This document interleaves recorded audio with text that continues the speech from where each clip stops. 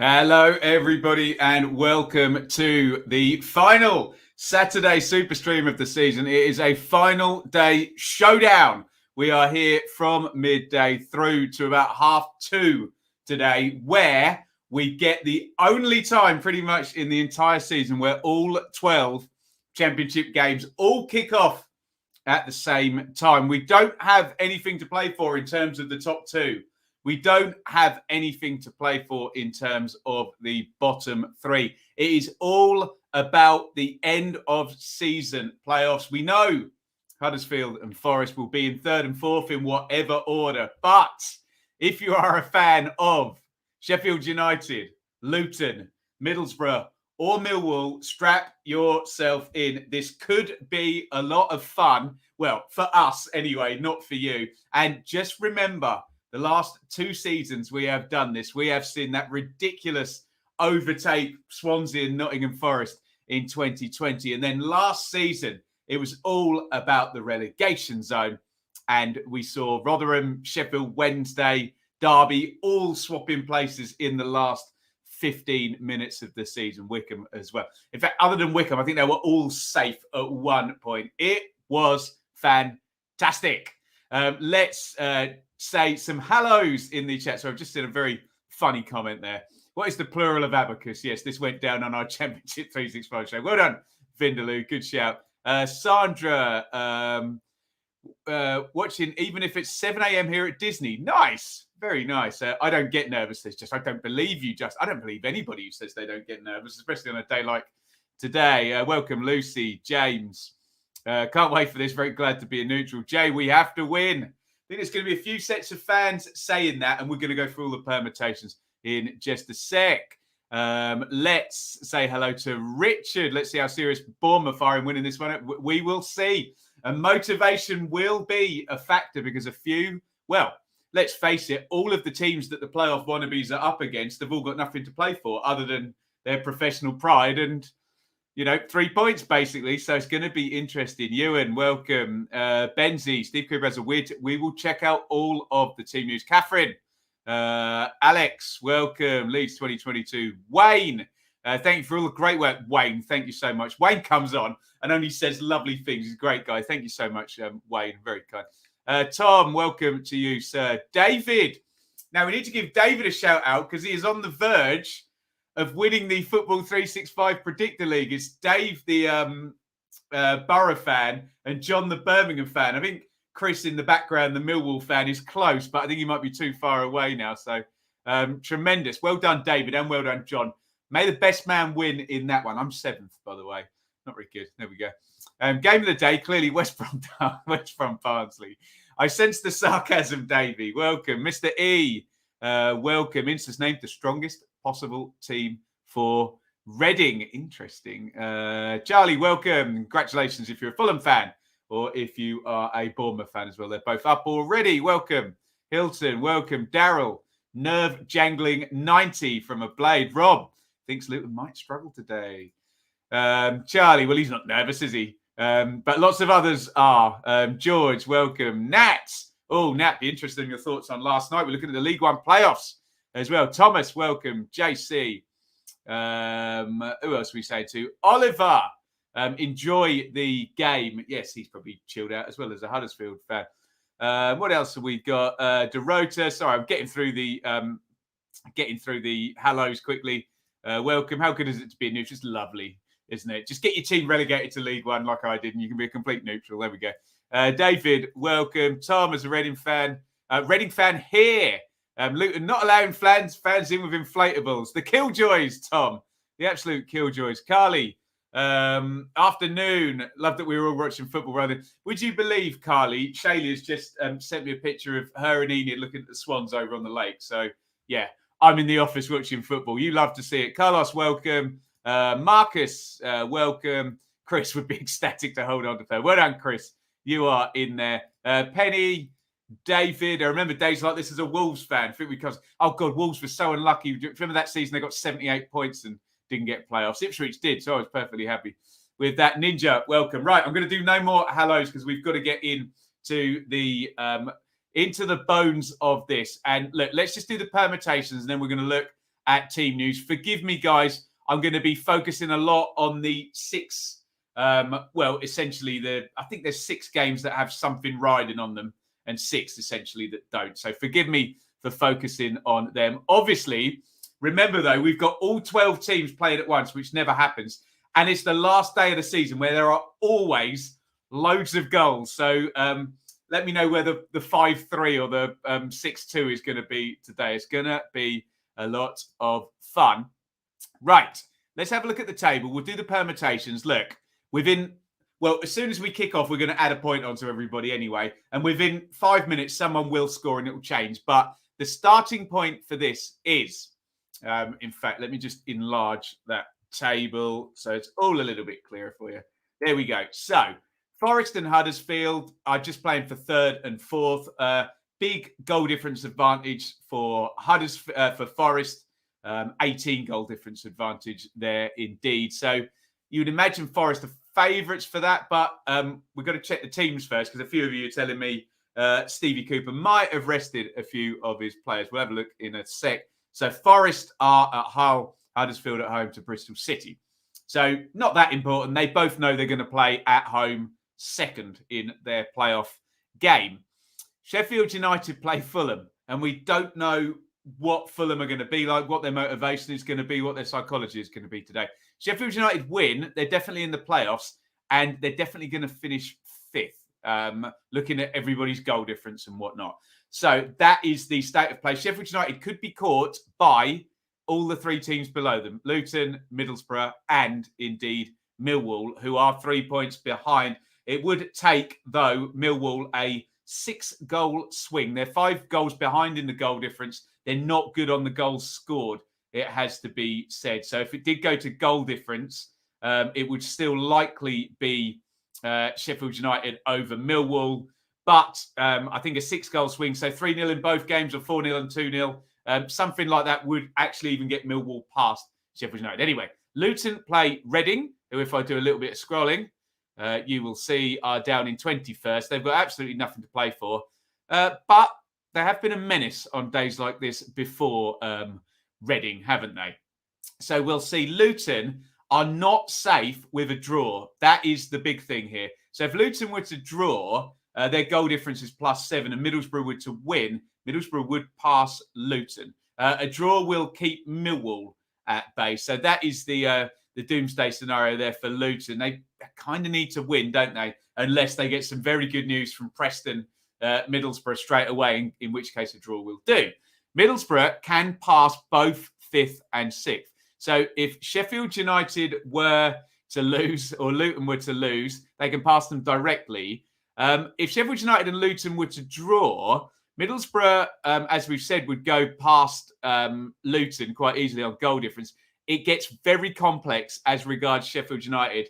So a 2-goal win for Middlesbrough and a draw for Sheffield United, in which they scored 2 goals fewer than Middlesbrough did, and we're at complete deadlock. We'll be locked on points, goals difference, goals scored, and we go to head-to-head, and Sheffield United win the head-to-head over the season with that 4-1 win, basically. So Middlesbrough could... Look, the best case scenario for Middlesbrough is Luton go behind early, Sheffield United go behind early, and, they're past them and the pressure all then piles on those 2 teams. Millwall are the outsiders here. They can pass everybody. Obviously, we need a big goal difference swing for them to get past Sheffield United.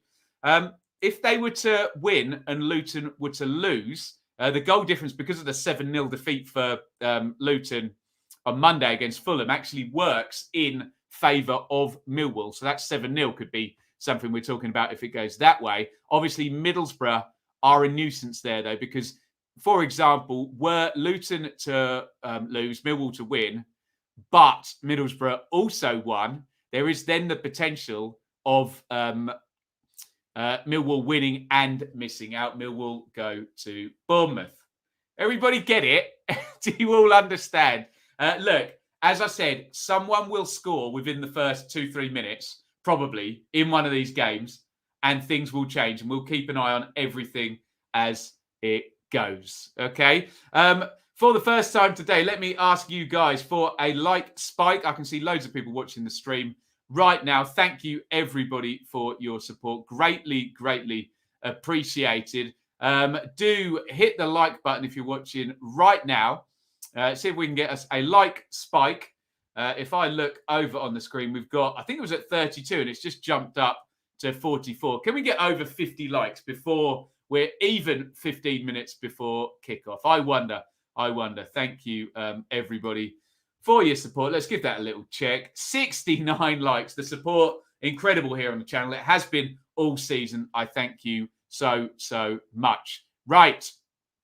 Let's do the What Acca picks and then we'll go to the team news. Okay, so we're sponsored by What Acca on this show. Very privileged to be so. WhatAcca.com. And this is what we're following in the championship. Hopefully, both teams to score should be a shoo-in on final day of the season. But over at What Acca, they've gone for Huddersfield versus Bristol City, Preston, Middlesbrough, Sheffield United, Fulham. So 2 of the big games are in the BTTS treble. Yes, treble, of course, on WhatAcca.com. £10 stake. Not the highest price, but it is last day of the season we've had. So you're just shy of 5 to 1 there, and you do get a little bit of a bonus if you go through What Acca. Bet365 will push your odds. Normal warnings apply. Please gamble responsibly. 18 plus only. Only bet what you can afford. BeGambleAware.org. Right. Let's go to Bramall Lane and look and see what type of team Fulham have picked to face Sheffield United. Let's have a look. And my immediate reaction, it's very, very strong. Let's have a look. So, look, Gazzaniga in goal. That is not the first teamer. That's been Ruddock all season. But, I mean, wow. You can't say they've not respected the league here, Fulham, can you? Look. So, Tete. Look, Hector comes in. No Adrabio next to Ream. So, okay, Gazzaniga, Hector, Chalobah. Maybe you can argue a reserves, but still very good, aren't they, these players? So, yeah, Hector and Ream, which we had a lot of fun with a couple of seasons ago under Scott Parker. Everybody drink whenever I say Hector Ream. Robinson and Tete, the fullbacks. Jean-Michel Seri and Nat Chalobah in central midfield. But look, if SofaScore doesn't reset on me, look at the front 4 guys. Naskins Cabano, Fabio Carvalho. This is probably his last game for Fulham. He may sign back on loan next season or not. He may come back one day. Who knows? But Fabio Carvalho is off to Liverpool. Good luck to him. Bobby Reid. And I think I'm probably comfortable now in saying the greatest championship striker ever with 43 goals in a season, Alexander Mitrovic up top. Can he go to number 44 or even number 45 as well? You would not put it past him. So the Blades, how strong are they? Fotheringham in goal. Robinson, Egan, Basham. They're better with Basham in, aren't they? Osborne and Stevens. So Osborne is going to have to do a turn there. That's not his best position, but he's very much a utility player, isn't he? Fleck and Norwood. Sounds familiar from many years gone by, doesn't it? Gibbs White, Berger, Ndiaye. So this has been a problem for Sheffield United in terms of when they've not got Billy Sharp starting.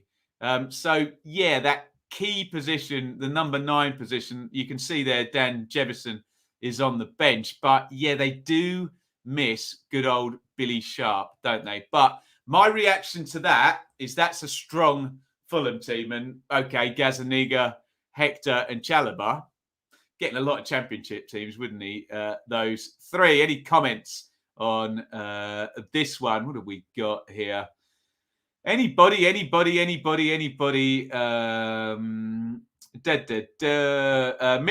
today to make it 46 in 46. That would be incredible. He would need to. I mean, he's got 40. So a hat trick today for Mitro would take it up to 46. Wow, what a spike that was. Has it continued to go up? Unbelievable. Up to 85. How about that? 6 strikers out for Sheffield United. That's not the one, is it? That is absolutely not the one. Toby, well, we've got some Norwich fans back today. We look forward to hanging out with the Norwich fans. They're a good bunch. They've been good supporters of the channel. We'll see them back next season, Toby. I can see Sam there as well. Just doing the research ahead of next season, I think, the Norwich boys. We welcome you back. Yeah, good point, Chris. No Wilson, and Wilson has been absolutely fantastic. Says a lot about that front 4 that I didn't mention that Wilson is not there. He's been great signing for Fulham this season. Right. So part one of this is that Fulham are strong. Forgive me, we're going to jump straight to Luton and Reading and see what team news looks like there. Now, Luton have been struggling very badly with injuries. And immediately I can see Alan Campbell is back. I can see Harry Cornick is back. And I can see James Bree is back as well. So my first instinct is the injury news is good for Luton. So Ingram in goal, who's a emergency loanee who conceded 7 on his debut. So let's hope he can wipe that out of his brain from a Luton point of view. Naismith, Bradley, Burke. It's good back 3. Bell and Bree. Bree's been good for them. They missed him. He's been out for the last couple of games, hasn't he? Campbell and Lansbury. That had been Snodgrass and Lansbury. 2 very good players over their time, especially Snodgrass. But Campbell, that's a bit more energy. Clark in. Look, no Adebayo.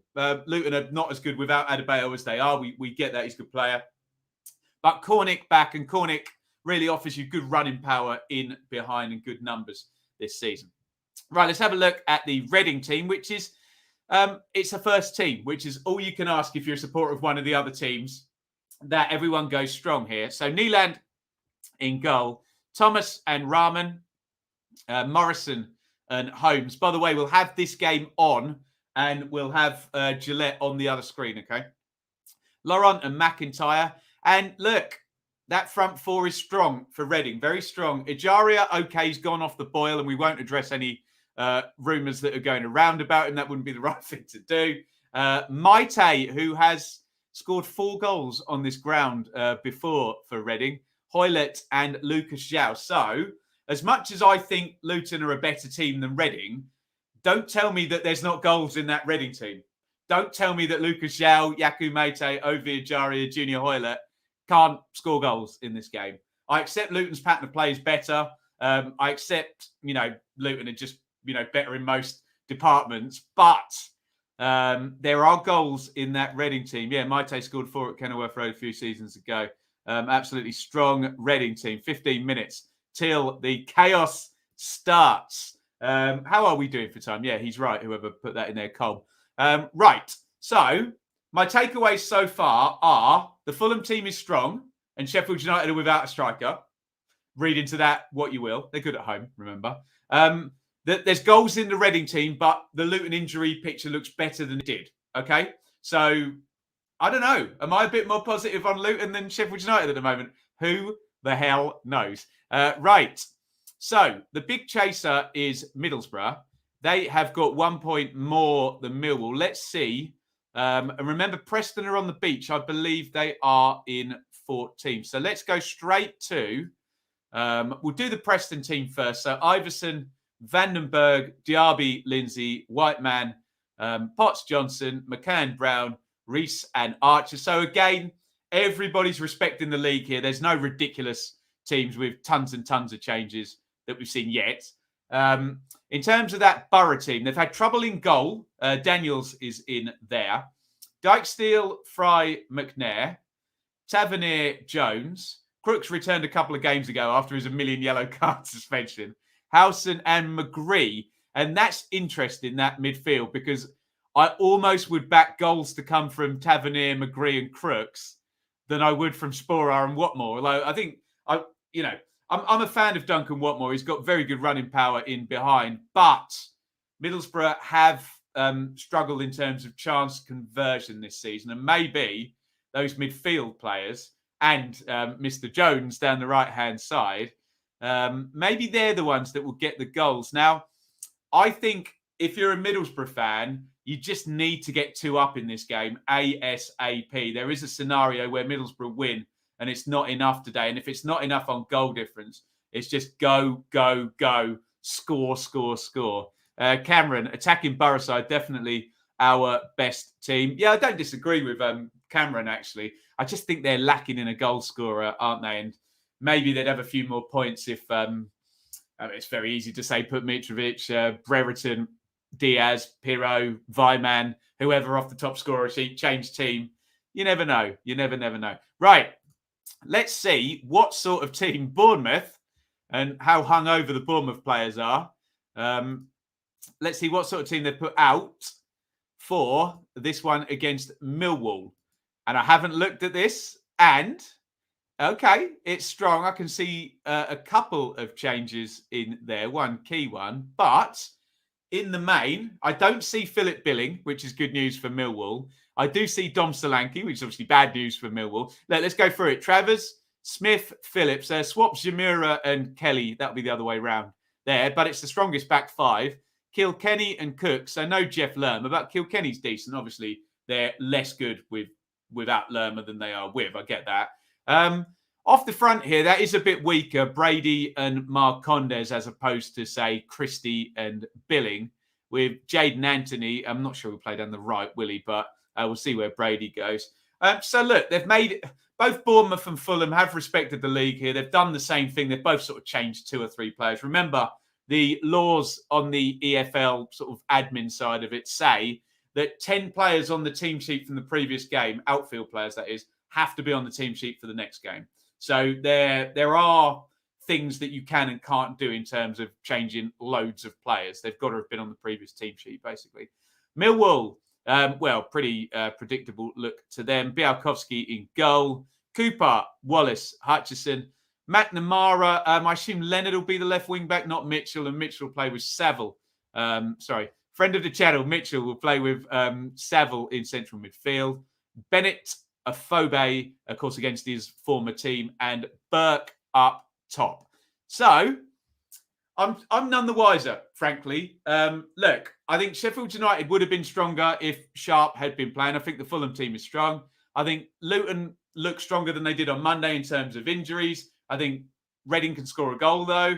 I think Middlesbrough look set to go, but Preston have, respected the league. Bournemouth have rested a couple, but still look strong. So it looks very, very, very competitive, put it that way. We've got a few more minutes, so let's just check in with Forest and Huddersfield. A few of you have been telling me to look at this Forest team at Hull. This feels like it might be the most rested team, and indeed it is. Oh, very interesting. Okay, we do have an interesting team selection now. Let me just say a huge thank you to Wolves FI, who's commented €5 on a super chat. Thank you so much, Wolves FI. He's very generous with his super chats. Very, very kind. Blaze without striking. Dice scored 3 in the last 4. Fair point. Fair comeback, that. Nick, I'm going to put your comment right up straight away. Larea and Panzo in. Lots of changes. So let's have a look at this Forest team then. So Samba and Worrell, you would consider first teamers. We knew Steve Cook wasn't going to play. I think there were some issues with his father, weren't there? So I hope he's all okay after that game. Figueiredo and Panzo, as Nick mentioned. Joe Lolly, left wing back. I don't believe that. Willie? I don't know about that. So I thought Luriel would be playing left wing back. So we'll see. Maybe Lolly, he might be playing wing back. Who knows? Cafu and Garner, Zinkernagel, Zande Silva, and Alex Myton. So, look, you name them. No Brennan Johnson, no Sam Surridge, no Jed Spence, no Jack Colback. I'm trying to remember all the Forest players here. No Ryan Yates, no Steve Cook. So, lots of them rested today. I'm sure you'll see a fair number on the bench because they have to kind of be on the team sheet, don't they? For Hull, Baxter in goal, Jones, McLaughlin, Greaves, Elder, Longman, Smallwood, Slater, Lewis Potter, Honeyman, and Sayadman up top. So, Forest essentially, it's just a case of do you finish third or do you finish fourth? Are you playing against 6th place or are you playing against 5th place? Generally speaking, as much as people trot out the absolute nonsense that the playoffs is, quote, a lottery, it's not. Go and look at the numbers. You'd rather finish third. And in fact, I'm looking at no 6th place team has won the playoffs in the last 10 years, basically. Not even that many finalists, to be honest, from 6th place either. So, I don't know. I think you want to finish third, don't you, and just get the job done. But look, I'm sure we'll get comments from Forest fans saying, look, we don't fear anybody. We'll play anybody. And that much is true, I know. But let's have a look and see what Huddersfield have done. We are 6 minutes from kick-off here. Huddersfield playing Bristol City. I thought Huddersfield might go quite light last week, but they didn't. It was only a couple of 3 changes. Let's see what they've done today. Interesting. Okay, Jamal Blackman plays in goal. That's a bit left field, isn't it? I'm sure Nichols will be back in the playoffs. Turton, Hogg, what? No, he could play centre back. So that might well be a back 4 there. Jonathan Hogg is surely not going to play centre back. So let's assume that's a back 4 with Turton, maybe Turton playing centre back, Pippa and Toffolo as the fullbacks. Pass. I suspect that is a back 4 indeed. So Russell and Eiting will probably be central. 4-3-3, will it? With Hogg as well. And Ward, Sinanium and Holmes as a front 3. I'd imagine that would be what that looks like. I'd be very surprised if Hogg played in the back 3, but you never know. And for Bristol City, again, I say spoil the party, but we do know if Forest win at Hull, then essentially they're going to finish 3rd because of the goal difference. Anyway, Bentley in goal for Bristol City, Cundy, Closer, Atkinson, De Silva, Scott, James Masengo. Vyman, I'm going to give him a round of applause because he has done fabulously well in a not very good team, although Jeff in the chat always tells me off for saying that. But it's true, Jeff, isn't it? Semenyo and Martin up top. Let's have a look in the chat here. What are we saying?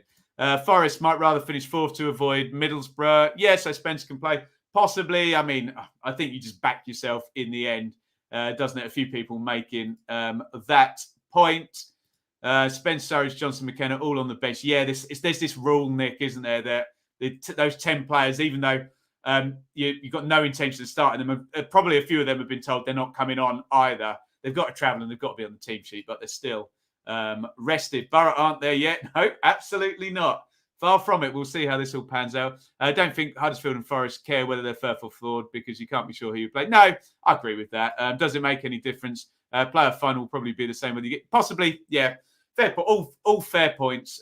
All fair points makes a lot more difference. The 2 6th place teams to reach the playoff final were Sheffield Wednesday and Derby. Yeah, well, very good piracy account. Very, very good point. Indeed, yes. We can have a chat about the financial landscape and the pitfalls of losing in the playoff final if you've gambled in order to do so. But there we go. I'm expecting a handful of 90-plus minute goals today, James. I'm ready for it. Peter, I think it will stay as it is. I mean, look, possession is 9/10 of the law, isn't it? As the Reading and Luton players, Michael Morrison and Sonny Bradley, lead their teams out. It is a final day. And yes, JC, let's do it. And this is going to be a very fun game of first goal. So get your guesses in. Just tell me the stadium. So the name of the home team. Where is the first goal going to be? Oh, you have to say that's magnificent. So it's all championship, so we can be very specific about this. Will the first goal be at Bramall Lane? Will it be at the Vitality? Will it be up at the MKM at Hull? Will it be at the John Smiths at Huddersfield? Will it be at the Kenny at Luton? Will it be at North End, Deepdale? Will it be at the Trillion Trophy Asia Stadium at Birmingham City? Will it be at the Hawthorns for West Brom? Let me just click so I can see the other fixtures. They've gone off the bottom there. Will it be at the Bet365 for Stoke? Will it be at Swansea, the Swansea.com? Just testing myself that I can name all the stadiums here. I'll stop doing that. Will it be at Peterborough or will it be at Derby? Where is the first goal going to be? I'll let that run a little bit longer. Whereabouts? I don't need the team. I don't need the scorer. Just tell me the location of the first goal. Lots of comments coming in. Keep your comments coming. I'm going to click the jingle and I'm going to read them out and we'll see if we get a consensus. Where is the first goal going to be? We are 1 minute from kickoff. Oh, you have to say that's magnificent. Right, let's have a look. I'm going to do a click through and see if we get a consensus here. God, there's loads of comments. Well done, you lot. Mike, big day. Well done for the also. Thank you very much, Mike. Hopefully I'll see you for a playoff game, my friend. Right, where are we going? Right, the Lane, Hull, Stoke. When is the obligatory parachute check? Hopefully never. But yes, it will happen at some point. Right, I'm going to click through as many of these as I can. Have you got the stats from players from previous? I've got all the stats, Dave, and we'll do I've got most of them up there on the wall, actually. We'll do a video on the playoffs, obviously, before they start. Right, we're going to click through as we are about to get going on final day. You've got all your guesses in. Sorry, there's so many. I won't be able to keep track. So lots of deep dales in here, which would make things interesting. Let's try and reiterate as quickly as we can. And you know what I'm here for. I'm here for that big grenade. I'm here for that cat amongst the pigeons. So, were there to be a goal early on for Millwall at Bournemouth, or were there to be a goal early on for Middlesbrough at Preston, were there to be an early goal for Reading at Luton, or were there to be an early goal for Fulham at Sheffield United, then the cat is well and truly amongst the pigeons. Let's do these permutations one more time before we kick off. It's going to be a super stream, but Sky are broadcasting live from Luton. So, look, these tables are going to start to get gimmicked now because they will have added points on already for any of the teams in red. But state of play, Sheffield United, if they win, they're in the playoffs. Luton, if they win, they're in the playoffs. Both sides can be caught with either a draw or a defeat. They both need to win. Middlesbrough and Millwall, very, very straightforward. They need wins. And we could get a switcheroonie right at the last here in the playoff positions. At the moment, as of right now, it would be Nottingham Forest against Luton. It would be Huddersfield against Sheffield United. I'm sure it will change many times during the afternoon. It may even change many times and then end up being exactly how it is. But we will have our eye on everything. And I really, really want your comments all the way through the stream. Let me get my phone pointing at me. Oh, and Luton are in straight away. Oh, huge chance. Wow. Cameron Jerome should have just given Luton the lead in 31 seconds. Things are interesting straight away. Luton really out of the traps here. Reading so sloppy in central midfield. I think it's Laurent got robbed. He's got to score that. It's a clear 1v1 for Cameron Jerome. He's cold. He's cold. He needs to be hot there, doesn't he? And he's put it right at the keeper. Poor finish. Look at the kids watching in the background there, holding their heads. He should have scored. Jerome there. Big chance straight away for Luton. And Reading did look very, very sleepy, I have to say, which might play in the favour of Luton, who really have come out like a greyhound out of a trap here. But they do that in every game, don't they? Here comes Ajaria for Reading, and Hoylett back to Ajaria. Ajaria's in down the left. Ajaria puts the cross, deflects, headed away. Great start to the game over at Luton. No goals yet in Championship. Final day. All the games are ticking along the bottom there. Hoylett, nice little ball into McIntyre. The cross is blocked off. Really lively start to this. Luton are doing really what I think we all probably agree they should do. Just go for it in the first 20, 25 minutes. Get yourselves in front, and then it's all done and dusted. No one can catch Luton and Sheffield United if they can get themselves 2-0 up nice and quickly. This is from Shaylee, who is next door, bless her. Afternoon, everyone. Hope you've enjoyed the season with Ben. Enid is cheering everyone on, also known as crying herself to sleep. Bless her. So do, by the way, she's literally next door. So to be fair, it's probably me that's keeping her awake. But do say hellos to Shaylee and Enid as poor old Shaylee tries to get Enid off to sleep whilst I'm babbling on very loudly. Wait until a goal goes in, for goodness sake. There we go. And Shaylee, as I do reiterate that. Thank you for all your support for the channel. 100% there. Thank you for allowing us to do this. So Jerome heads down. Campbell volleys it into the roof of the stand. There. Yes, James, you can be a pain. You can ask for a time sync. We're going to be at 3 minutes in 3, 2, 1, sync.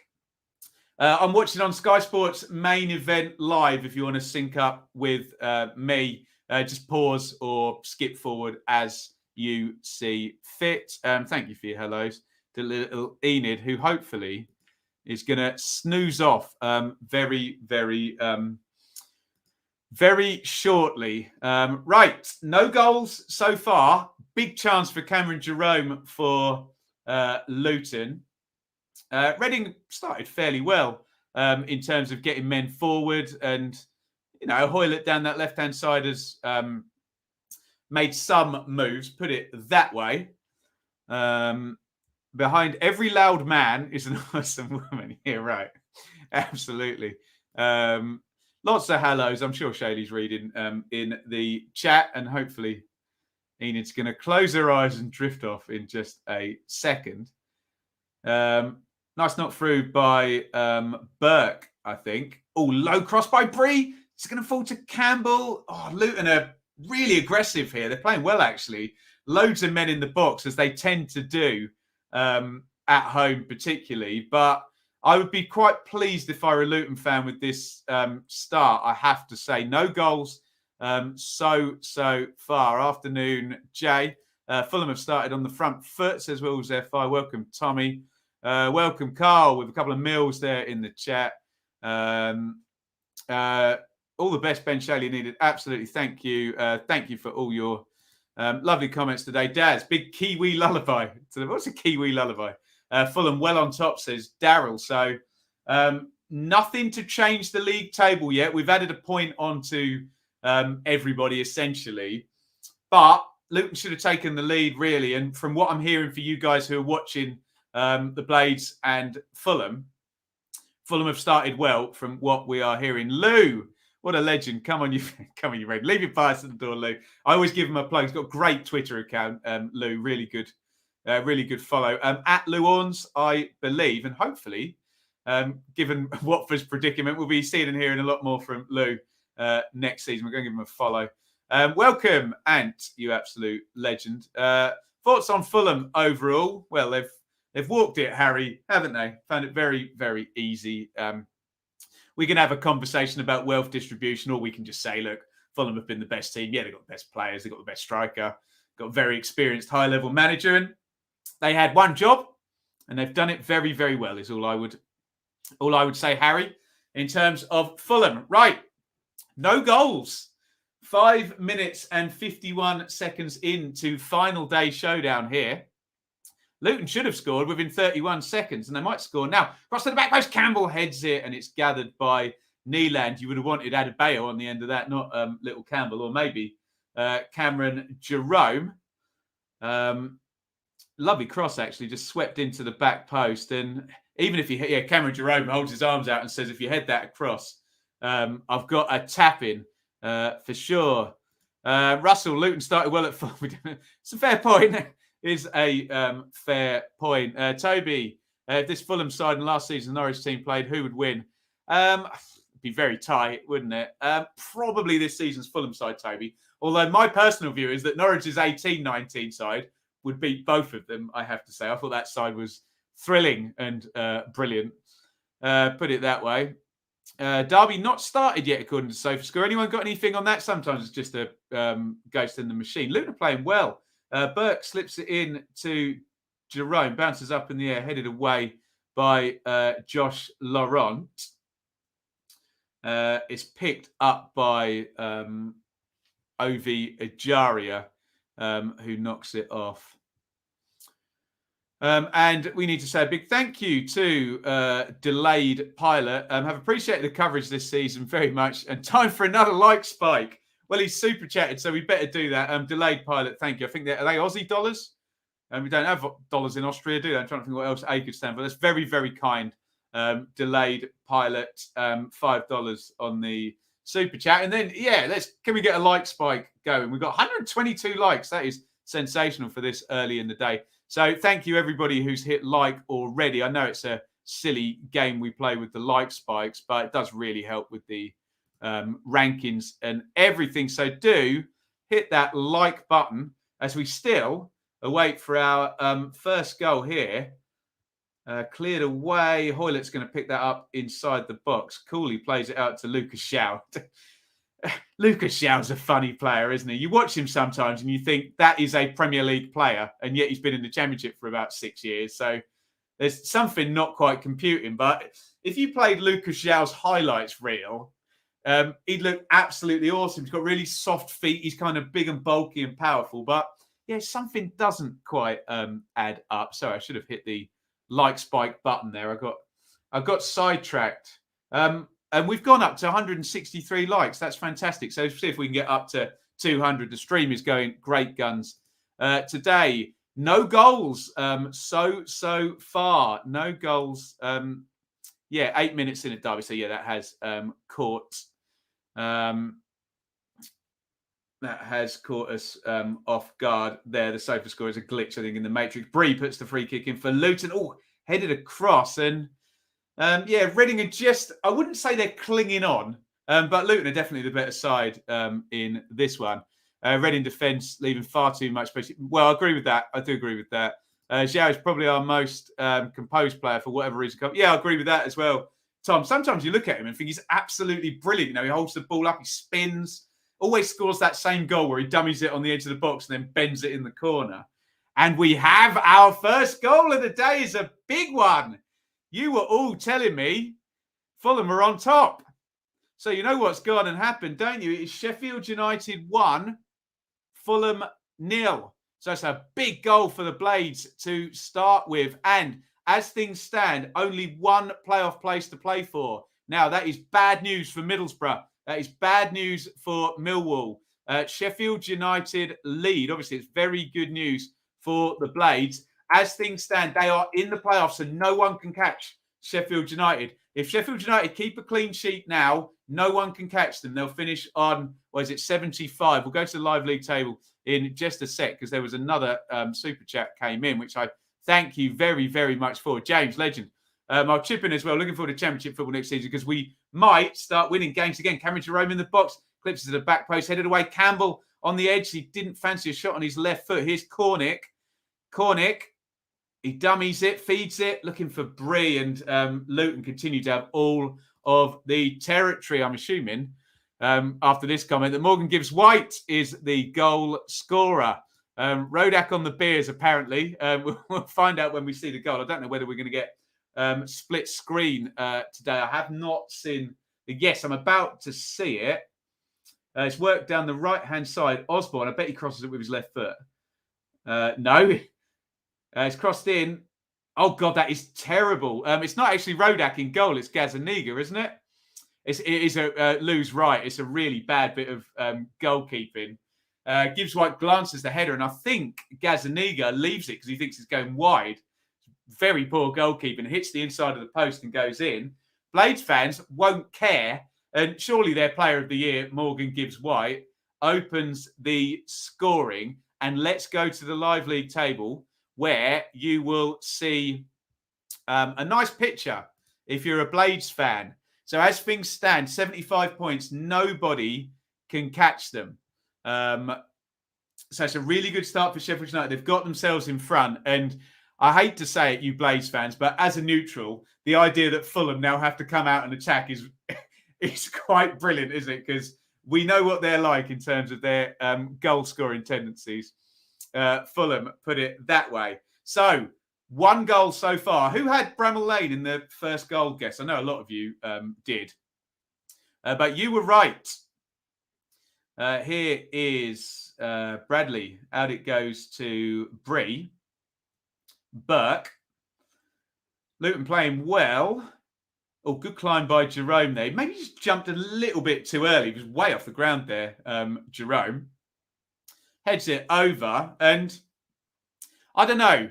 Be interested to hear if we've got any Hatters fans watching. The football fan in me says, if I was a Luton fan, got to score one of these chances or will be made to pay. And they are on top. Speaking of on top, Stoke 0, Coventry 1. That is a dead rubber, but we can get some switching around in the middle of the table there. It's very tight, in fact, and that's good news for Coventry. You may be able to get as high as 10th, I think. Let's have a look. Yes, there you go. They've landed in 10th. Obviously, a West Brom goal or a QPR goal would change that. But Coventry lead at Stoke 15th. Look at that.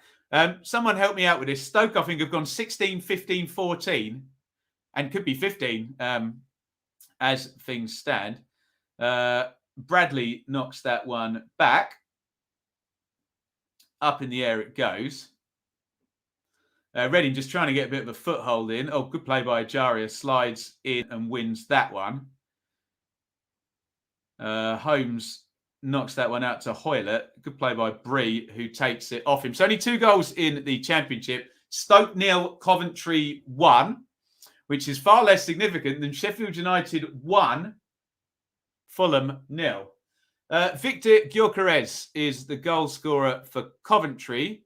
And in terms of in fact, let me bring it up for you on the screen. In terms of the Golden Boot, I mean, look, there's a certain Serbian who's quite a long way ahead in that one. But take a look down. Gyökeres goes on to 17 now. Excellent work. I'm sure we all remember Gyökeres going on loan. I've just seen the goal, in fact, slid in right-hand side of the box. Nice finish. And that's been good work by Coventry, hasn't it? Gyökeres was on loan at Swansea. And Stevie Cooper didn't really fancy him, did he? It didn't work for whatever reason.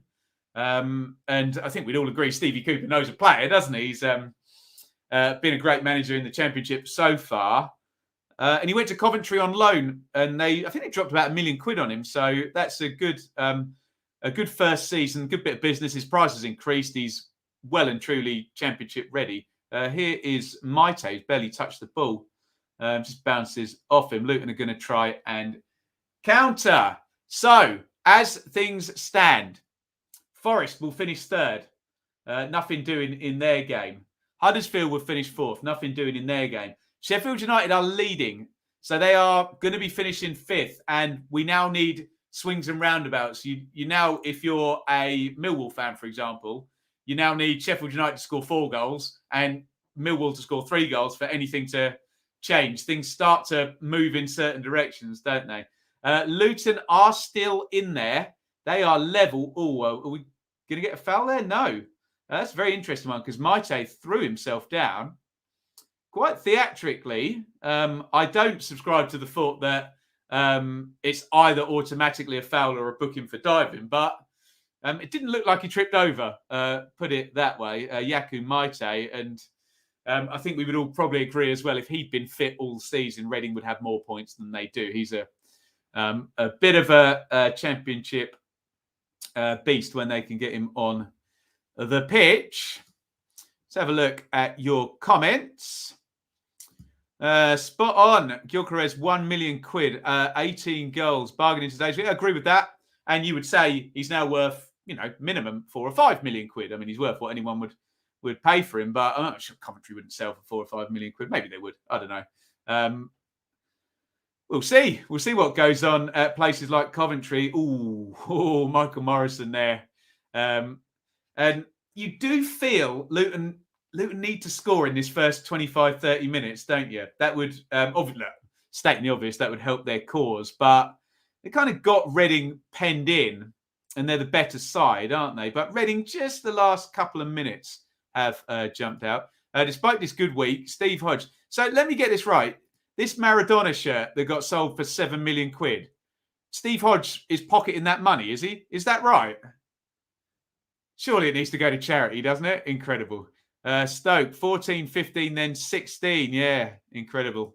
And currently, 15th. When is the goal glut coming? Soon, I hope. Bristol City have just gone close there. Look like Semenyo had one blocked. 0-0s everywhere. Alistair, who'll be watching North End for us. Very committed attacking display from Borough so far. Can't help feel we may strike them on the counter.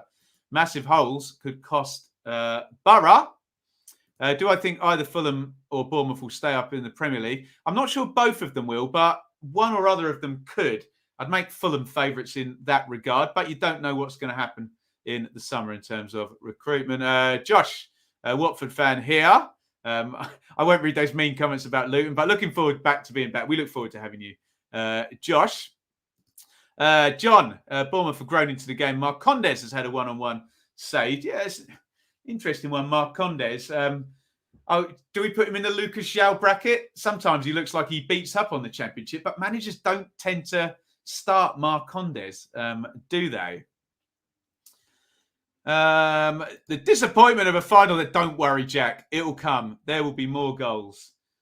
Bree pops the corner in right-footed, cleared away on the near post. So far, it's Sheffield United 1, Fulham 0. That will secure playoffs for the Blades. It will secure 5th as well, given Luton's and everybody else's goal difference. Unless you get... No, it's only Luton, isn't it? Can catch them, sorry. Here comes Ejaria down the left. He's in behind the wing-back, Bree. Poor ball by him. Swept up by Reece Burke. A goal of the season in the Championship. I could do Derry. I could. The only problem with goal of the season is that the copyright on all the footage that you can't show the goals, which is part of the problem. Plus, everybody only ever votes for players who play for the team they support, which makes the comments fun, put it that way. But no, we will see. Flip side to my comment, their attacking display puts 4 past us. Yeah, exactly. Yeah, they get their noses in front. Sheffield United in the playoffs if it stays this way. Absolutely, Grace. And in 5th, we would think as well. So that would be Huddersfield at the moment.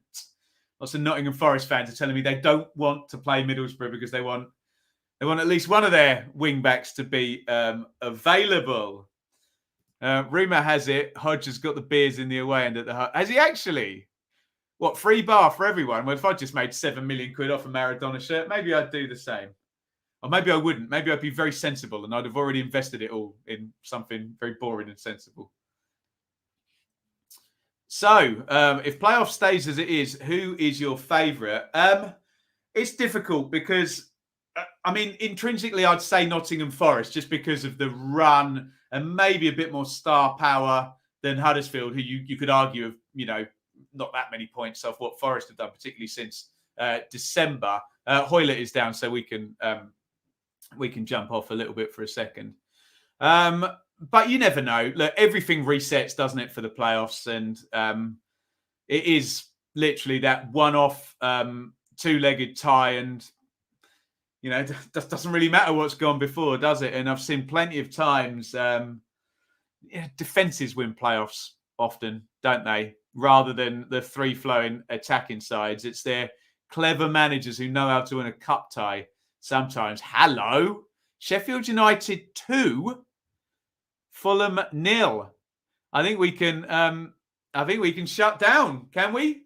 I am deliberately saying that to tempt fate, of course, but we think the Blades have gone 2-0 up against Fulham, in which case they have well and truly done their bidding in the first 20 minutes here of their game. Swansea 1, QPR 0. Mark Warburton is in the dugout. Oh, no, disallowed. Forget that. I will say Mark Warburton is in the dugout for the last time. And we're just waiting on that second Sheffield United goal scorer. We think the Blades are 2-0 up and, 99 100ths of the way into 5th place and into the playoffs. I think Hoylett is okay. Well, there we go. Here's an eat my words moment. Ilman Ndiaye has scored. So well played, Ndiaye. He's made me eat my words there. I suggested Sheffield United. Are they weaker without Sharp? Well, if Ndiaye pops up with a goal, no, they're not really, are they? It's what you need from a striker is a goal, and Ndiaye has got the second. And things are looking very good now for Sheffield United. They are 2-0 up, and 5th place is looking pretty assured. What that does mean for... we're just seeing a possible penalty shout here. Now, does Bell head that onto his arm, or does it just hit his arm? To be honest, I didn't see the replay. My first instinct was that he headed it onto his arm, in which case he's probably all right. If he didn't, oh God, what are Fulham doing? Seri just literally falls over. It's knocked to Gibbs White, who knocks it across to Ndiaye. And I have to say, it's just got even better for Sheffield United. Preston 1, Middlesbrough 0. That is a very big goal if you support Luton or Sheffield United. As things stand, things are looking very, very good for the teams already in 5th and 6th position here. We'll await confirmation. Yeah, Michael Dawson's now doing it on Gillette. Preston lead 1-0. Looks like a recycle from a set play. Potts, I think. It's a great goal as well. Is that Alan Brown? It's a really good goal. The ball bounces up at him, and in one manoeuvre, basically, he sort of controls it. I think I've only seen it once, possibly off his thigh, and volleys it in the corner. It's a really good goal by Brown, and Preston lead 1-0. So we now have goals in a couple of our big games. I'm going to get another look at this Alan Brown goal. That's really good. Yeah, I think it sort of hits him in his midriff. He just kind of controls it as best he can. Right in front of those thousands of Borough fans in the away end there. He tells them, cool down a little bit nefariously, but maybe he deserves that celebration after a finish like that. So, I reiterate, things are looking good for very good for Sheffield United and, pretty good for Luton as well. Although here come Reading down the right-hand side. So, Sheffield United are 2 up and we got a bit of a glut there. What I was going to say is Jean-Michel Seri looked very hungover because he fell over in the build-up, and Berger, I think, played it to Gibbs White, who played it across. Can someone fact-check me? Has Gibbs White got 10 goals and 10 assists now? Can someone fact-check me? My God, I'm going to stop. Sheffield United 3, Fulham 0. Champions Fulham are 3-0 down to the Blades in 25 minutes. And I'm saying it right now. Clip me. Do what you like. It's done. Sheffield United are in the playoffs here, surely, aren't they? I'll put the caveat in. Unless we get a mad comeback from Fulham, who are hung over to the highest order, I think. Ndiaye down the side, Sander Berger through the keeper's left. The Fulham fans behind the goal don't quite know what's going on there. And it's 3-0 to United. Here comes Ejaria. Ejaria into the box, drives the shot. Good save, although it's straight at Ingram. That's a good chance for Reading. Rahman puts it to the back stick. I'm just going to see a replay of that. Sorry, I'm trying desperately to get to the live league table, but it's not letting me. I thought Ejaria should have done better with that. He's got really good close control, Ejaria. He beats... It's not great from Bradley, is it? I think Bradley... to credit him, I think he might get a little bit of a deflection on that, but it looked like Ejaria could have done a lot more with that chance. And the save was made. Sorry, there's a big, huge super chat in there that came in 3 minutes ago. Robert, thank you. That is a massive one. Thank you so much. 20 quid on there. Thank you, Robert, so much. Enjoy your close season and family. Take a rest. Sorry, boys and girls in the chat. There are 75 chats there. Sorry. I've missed them all, but look, we got to dive into this live league table. So, look, Sheffield United are 3-0 up. Surely they're going to win this game. Surely 3 up in 25 minutes.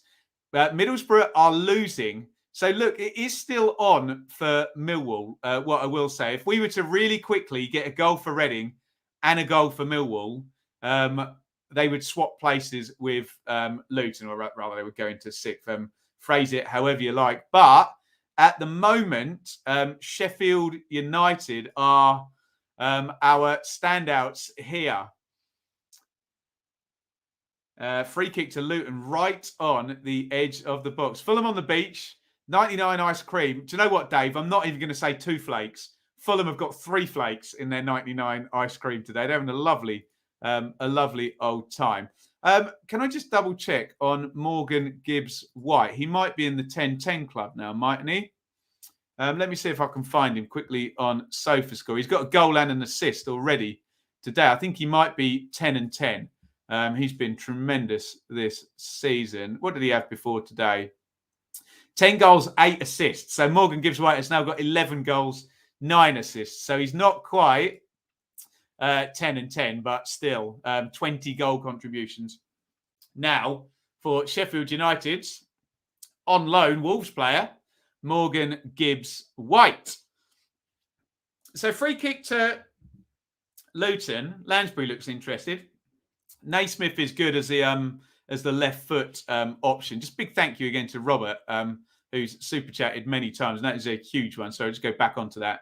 £20. Thank you so much, Robert. Really, really kind indeed.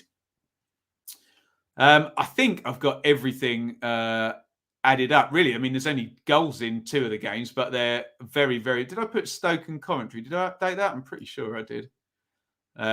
Goals in 3 of the games, but 2 of the big games. This free kick looks like it's in a lovely position for Luton. Naismith there as the left footer. Bree with the right foot. Oh, just around the post there. Neeland wasn't getting that, was he? I don't think. James Bree, nice quick run up, whips that over the wall. Or does he go round? It goes round, actually. Should have gone over. To be fair to Neeland, maybe he's got it covered. Maybe. We'll never, ever know. Should have gone over rather than round. Didn't quite have the angle to go around the wall. So, again, I reiterate, everything is so rosy for Sheffield United. They are 3-0 up. And I'm just going to see the 3rd goal here. Oh, no, I had seen that. I'm going to say Patrick Berger then. Remember him? He used to play for Liverpool. Sander Berger through the keeper's legs. Birmingham 0. Blackburn 1. Blackburn obviously are outside the playoff picture. I still think can they finish 7th, 8th? I don't know. Blackburn. We'll check the live league table in just a sec. They are leading. It's Birmingham 0, Blackburn 1 over at the Trillion. We'll get the goal scorer in just a second. And yeah, as things stand, Blackburn go up to 69, which, and Millwall fans won't want to hear this. If Millwall went behind, Blackburn would go above them. They'd be level on goal difference. Blackburn would go above them on goals scored. So I know Millwall fans are all looking at the playoffs, but there is potential that Millwall could actually drop a place if Bournemouth score the next goal on the Super Stream. Here, John Buckley, the sort of number 10 little attacking midfielder, has scored for Blackburn. 30 minutes gone at Luton. It's levelling out a little bit. You'd still say in the big picture, Luton have been the better side in this game. What I would say is they were much the better side in the, first 15, 18 minutes or so. I have to say I've been doing 10 things at once here. So anyone who's just purely got their eyes on this game will have a better read on it than me. But Reading have come into it slightly, I would suggest. Phil, weird feeling as the Blaze fan. It's good fun trying to work out how we match to mess it up from here. Well, I'm sure every Sheffield United supporter, if Fulham were to score on minute 44 and just get it back to 3-1 at half-time, they'll all say, oh, no. What's happening here then? What's happening here? Naismith clips that over the top. I think we're going to see a chance for Millwall on Gillette. Oh, a good chance as well. Is that Hutchison on the back post? Must have been up from a set play. He's got to do better with that, hasn't he? Good. There's a few players in that Millwall team are good in the air, I have to say. And he heads it over the bar. JC, check out JC's channel as well. Always give him a plug. Rumours that Blues fans will get on the pitch and stop the game. Also, plenty of rumours about a proposed takeover by Maxi Lopez. Is Maxi Lopez that guy who used to play for Valencia? Or is that someone completely different? 31-52 gone in this one. I'm not reading that, Chris, but I'll put it up on the screen. I won't question anyone's integrity. I'm far more likely to question the Prime Minister's integrity than Fulham, so put it that way. Here comes Josh Laurent. A little feed deflects and goes to Maite. Luton have got that one covered. This one stays 0-0. Ooh, we've just had a change in the top 6. And Huddersfield are third. It's Huddersfield 1, Bristol City 0. So, Nottingham Forest fans telling me you don't want Middlesbrough. You're not going to get Middlesbrough. You're going to get Sheffield United as things stand. Huddersfield lead. And I'm just seeing the goal. Toffolo knocks it in. Gets it back. Is Toffolo going to score again? What is he doing? Someone get me the stats. Harry Toffolo must have scored about 5 goals in the last 8 games, hasn't he? It was a great goal by Toffolo. And Preston 2, Middlesbrough 0. You're not going to get me going, it's done, it's done, it's done. But that is not good for Middlesbrough. It's been disallowed. I will stay calm on that one. No second goal for Preston. That is fake news. Fake news. So there was definitely a goal, though, for Huddersfield, because I saw it with my own 2 eyes. Harry Toffolo turned into Adel Tarab there for about 10 seconds. Do you know what? I'm bringing him up on SofaScore. He deserves it. Where is Harry Toffolo? Let's find him. He's a goal machine at the moment, the Huddersfield left back. Can we see his recent fixtures? Have a look at that. Take a bow, Harry Toffolo. So 1, 2, 3, 4, 5 goals. He plays wing back in 1, 2, 3, 4, 5, 6, 7 games. That's insane. That's a left wing back for Huddersfield who scored 5 goals in his last 7 games. Take a bow, Harry Toffolo. And now I'm seeing Preston have gone 2-0 up. I'll keep my powder dry because it was fake news before. As Cameron Jerome comes down the middle, heads it onto Cornick. Cornick, right side of the box. He's got no runners, which is rare for Luton. And the ball drifts out for a goal kick. I think we've got it confirmed. Yeah, Dan Johnson has scored. So Middlesbrough are not going to be in the playoffs at this rate. It's Preston 2, Borough 0. And speaking of boroughs, it's Peterborough 1, Blackpool 0. It's a dead rubber, but Peterborough, I think, can still finish 22nd above Darby, can't they? We'd better go to the live league table, hadn't we? Posh 1, Pool 0. Oh, crikey. It's telling me Preston are 3-0 up now. I have no idea what's going on here. I don't know whether that's the video printer gone wrong on Gillette. We're going to find out. I don't know what... I don't know, Jeff. I've got no idea what's going on at Preston. I've had alerts for 2 goals, but I'm only thinking there's 1. Well, yeah, that is definitely an own goal by Dale Fry for 2-0. Has Dan Johnson scored as well? Pass. And do the Luton fans know? Because that's very good news for them. Johnson Clark Harris has scored. Let me head over to SofaScore. I'm sure the chat is telling me, screaming at me, telling me exactly what's going on. It is... Well, SofaScore says 1-0. Sky said 3-0. I think it's 2-0 over at Preston. No clue what's going on here whatsoever. What wonderful insight we bring you here. What we can tell you for definite is West Brom have just taken the lead. West Brom 1, Barnsley 0. I don't know my backside from my elbow as regards this Preston match. I've seen a second goal. I haven't seen a third one. SofaScore only thinks there's 1. But I think it's 2-0 to Preston. It's 1-0 to West Brom. And they're in that little hodgepodge of teams around sort of 10th place. Carlin Grant, surprise, surprise, is the goal scorer for the Baggies. He has now also got 17 goals this season. So there you go. There's a fun little subplot. Carlin Grant and Victor Gyökeres duking it out to be, 5th in the Golden Boot race. They are tied up on 17 goals. In fact, to be 6th. Mitrovic, Solanke, Vyman, Pirro, Brereton, Diaz, and Gyökeres ahead of those 2 fellas. Sorry, let's go to the chat. Is it 3-0? An own goal and another one a minute after.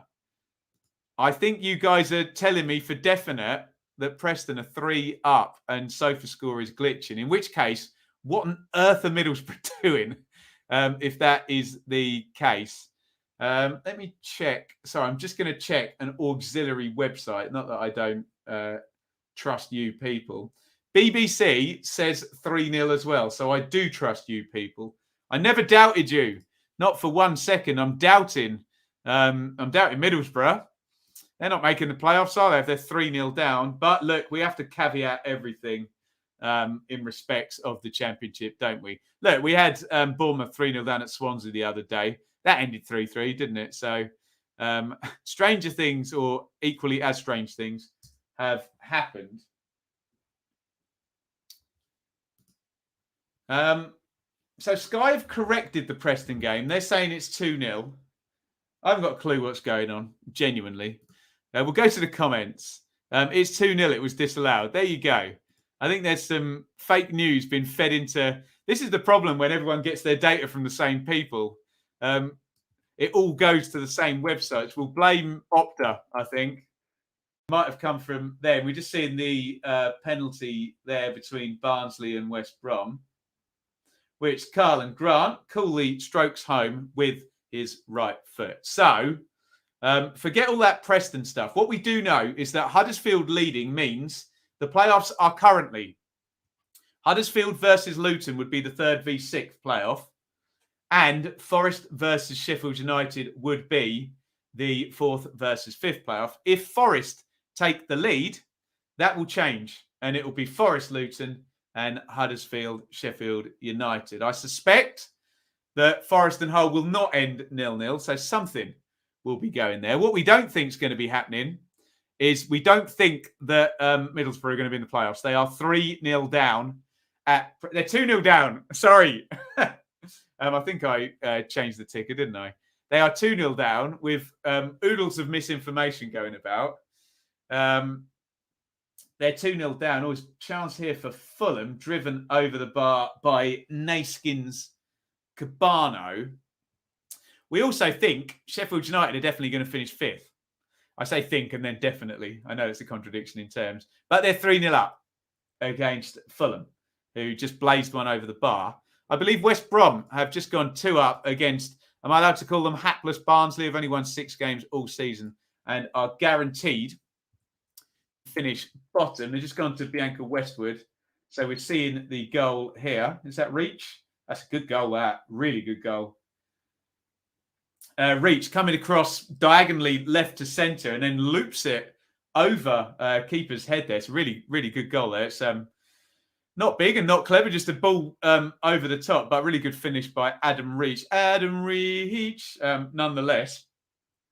Still 0-0 in this Luton game. Luton 0, Reading 0. Things would get tense if Millwall scored. If Millwall were to score, then essentially we're 1 goal away from the switch around. At the moment, we're 2 goals away from the switch around. You would need a Reading goal and a Millwall goal. Middlesbrough not exactly doing their bit in the chasing stakes, being 2-0 down over at Preston. Barbara Rahman has been yellow carded. Preston are in a gap. Crikey. I think Borough are just choking, aren't they? Bless them.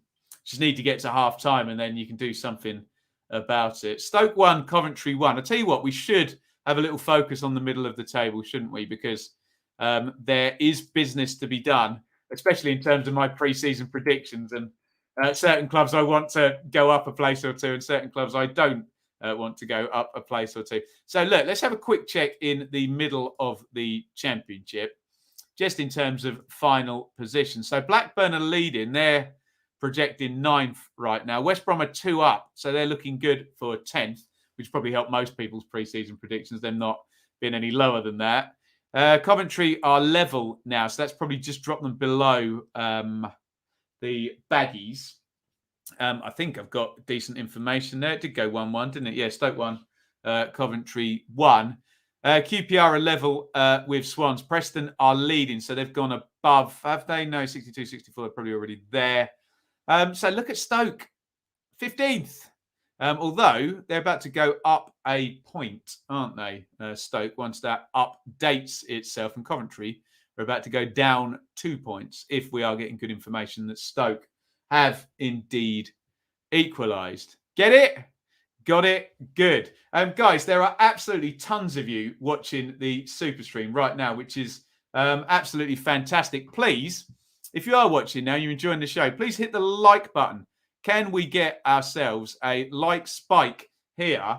The numbers are out of this world today. We've got 219 likes already. I wonder, can we go over 250 likes, which would be a big Superstream record, and we thank everybody for the support. Right, I can see Jess Creighton on my screen. So Stoke have definitely equalised. Sam Klukas, I'm expecting a left foot banger. And I'll get a bit of a scuffy left foot one in the corner. Huddersfield have gone 2-0 up. So Huddersfield are doing their bit in terms of finishing third. By the way, just process that. Huddersfield third. What a season for Huddersfield. Remember, a Nottingham Forest goal will put paid to that. You are kidding me. Oh, no, disallowed. It just flashed up Sheffield United 4, Fulham 0 at half-time. But it's disallowed, or it didn't happen, whichever way around. So another Huddersfield goal. I'll just assume left-back Harry Toffolo has scored again, being he is the sort of second coming of Ian Rush at the moment. Big scrap going on. Lovely WWE stuff over at Preston, where things are not going the way of Middlesbrough. They are 2-0 down. Matt Crooks, as you can imagine, with his 15 yellow cards, is in the middle of that. Although he doesn't look like the instigator, to be fair. So we're waiting on Huddersfield goal scorer there. 2-0 up. There's a chance for Luton. Oh, Lansbury with the shot. It's a good block. Oh, horrible goalkeeping by Neeland, although the flag has gone up protecting the goalkeeper. Danny Ward is the scorer of the second goal for Huddersfield. Huddersfield 2, Bristol City 0. Hopefully, we are going to see that goal in just a second. Holy hell. We've got 300 likes. Just unbelievable support on the Superstream today. Thank you so much, everybody. That is insane. Very, very kind. We're going to see the Huddersfield goal now. Dwayne Holmes down the right. Oh, God. Bristol City fans will not enjoy that defending. Just Holmes literally jogs into the box. No one stops the cross. Bounce. Oh, Cornick. Oh, Neeland gathers it. Sorry, in the game here for Luton. And it just kind of dribbles over the line, and Ward makes it 2-0. Bristol City fans look away now is all I would say there. Birmingham 0, Blackburn 2. I don't think we saw the first Birmingham goal. Did we? And Luton have taken the lead. Oh, Sky cameras didn't catch it. Harry Cornick has scored. And the playoffs are all getting locked up right now. Luton lead right at the end of the first half in stoppage time. The Sky cameras didn't catch it. I do not know what happened, but we are now about to find out. Luton fans won't care. Just before half-time, they have taken the lead, and it is going to be Luton and Sheffield United in 5th and 6th as things stand. Oh, it's going to be one of those sneak round the back goals. Oh, Neeland. Oh, my God, it's embarrassing. Neeland does not see Cornick behind him. Surely all the Reading fans behind the goal are yelling at their keeper. He bowls it out. It's a Gary Crosby back in the day. Dion Dublin, Macaulay Bond did it for Ipswich this season. That is a horrific goal for Reading. It's a comical one. And Luton, they won't care. Nathan Jones loves it. And Luton lead 1-0. Incredible. James Bree's just laughing. Cornick hiding behind Neeland, waiting for him to roll it out and just nicking it off his toe. Horrible mistake by the Reading keeper. I think every goalkeeper from about the age of 7 is told, this is your routine. Gather, chest, look behind you, and then bowl down. And he just didn't do it. The absolute basics. Yeah, and we are talking under 10s stuff from Neeland there that you always check. He's just apologised to the Reading fans, but it's a horrific mistake from Neeland to let Harry Cornick in. I mean, well done, Cornick. He can only beat what's put in front of you. If the keeper's not going to look behind and roll the ball out, happy days. And it is happy days for Luton, who lead 1-0. So, as things stand, anything that Middlesbrough or Millwall do in the second half will make any difference. I think it's Ben Brereton Diaz just lobbed in. I missed the goal. Maybe we'll see it on the other screen. That looked like an interesting goal. I just saw the tail end of it. I have to say.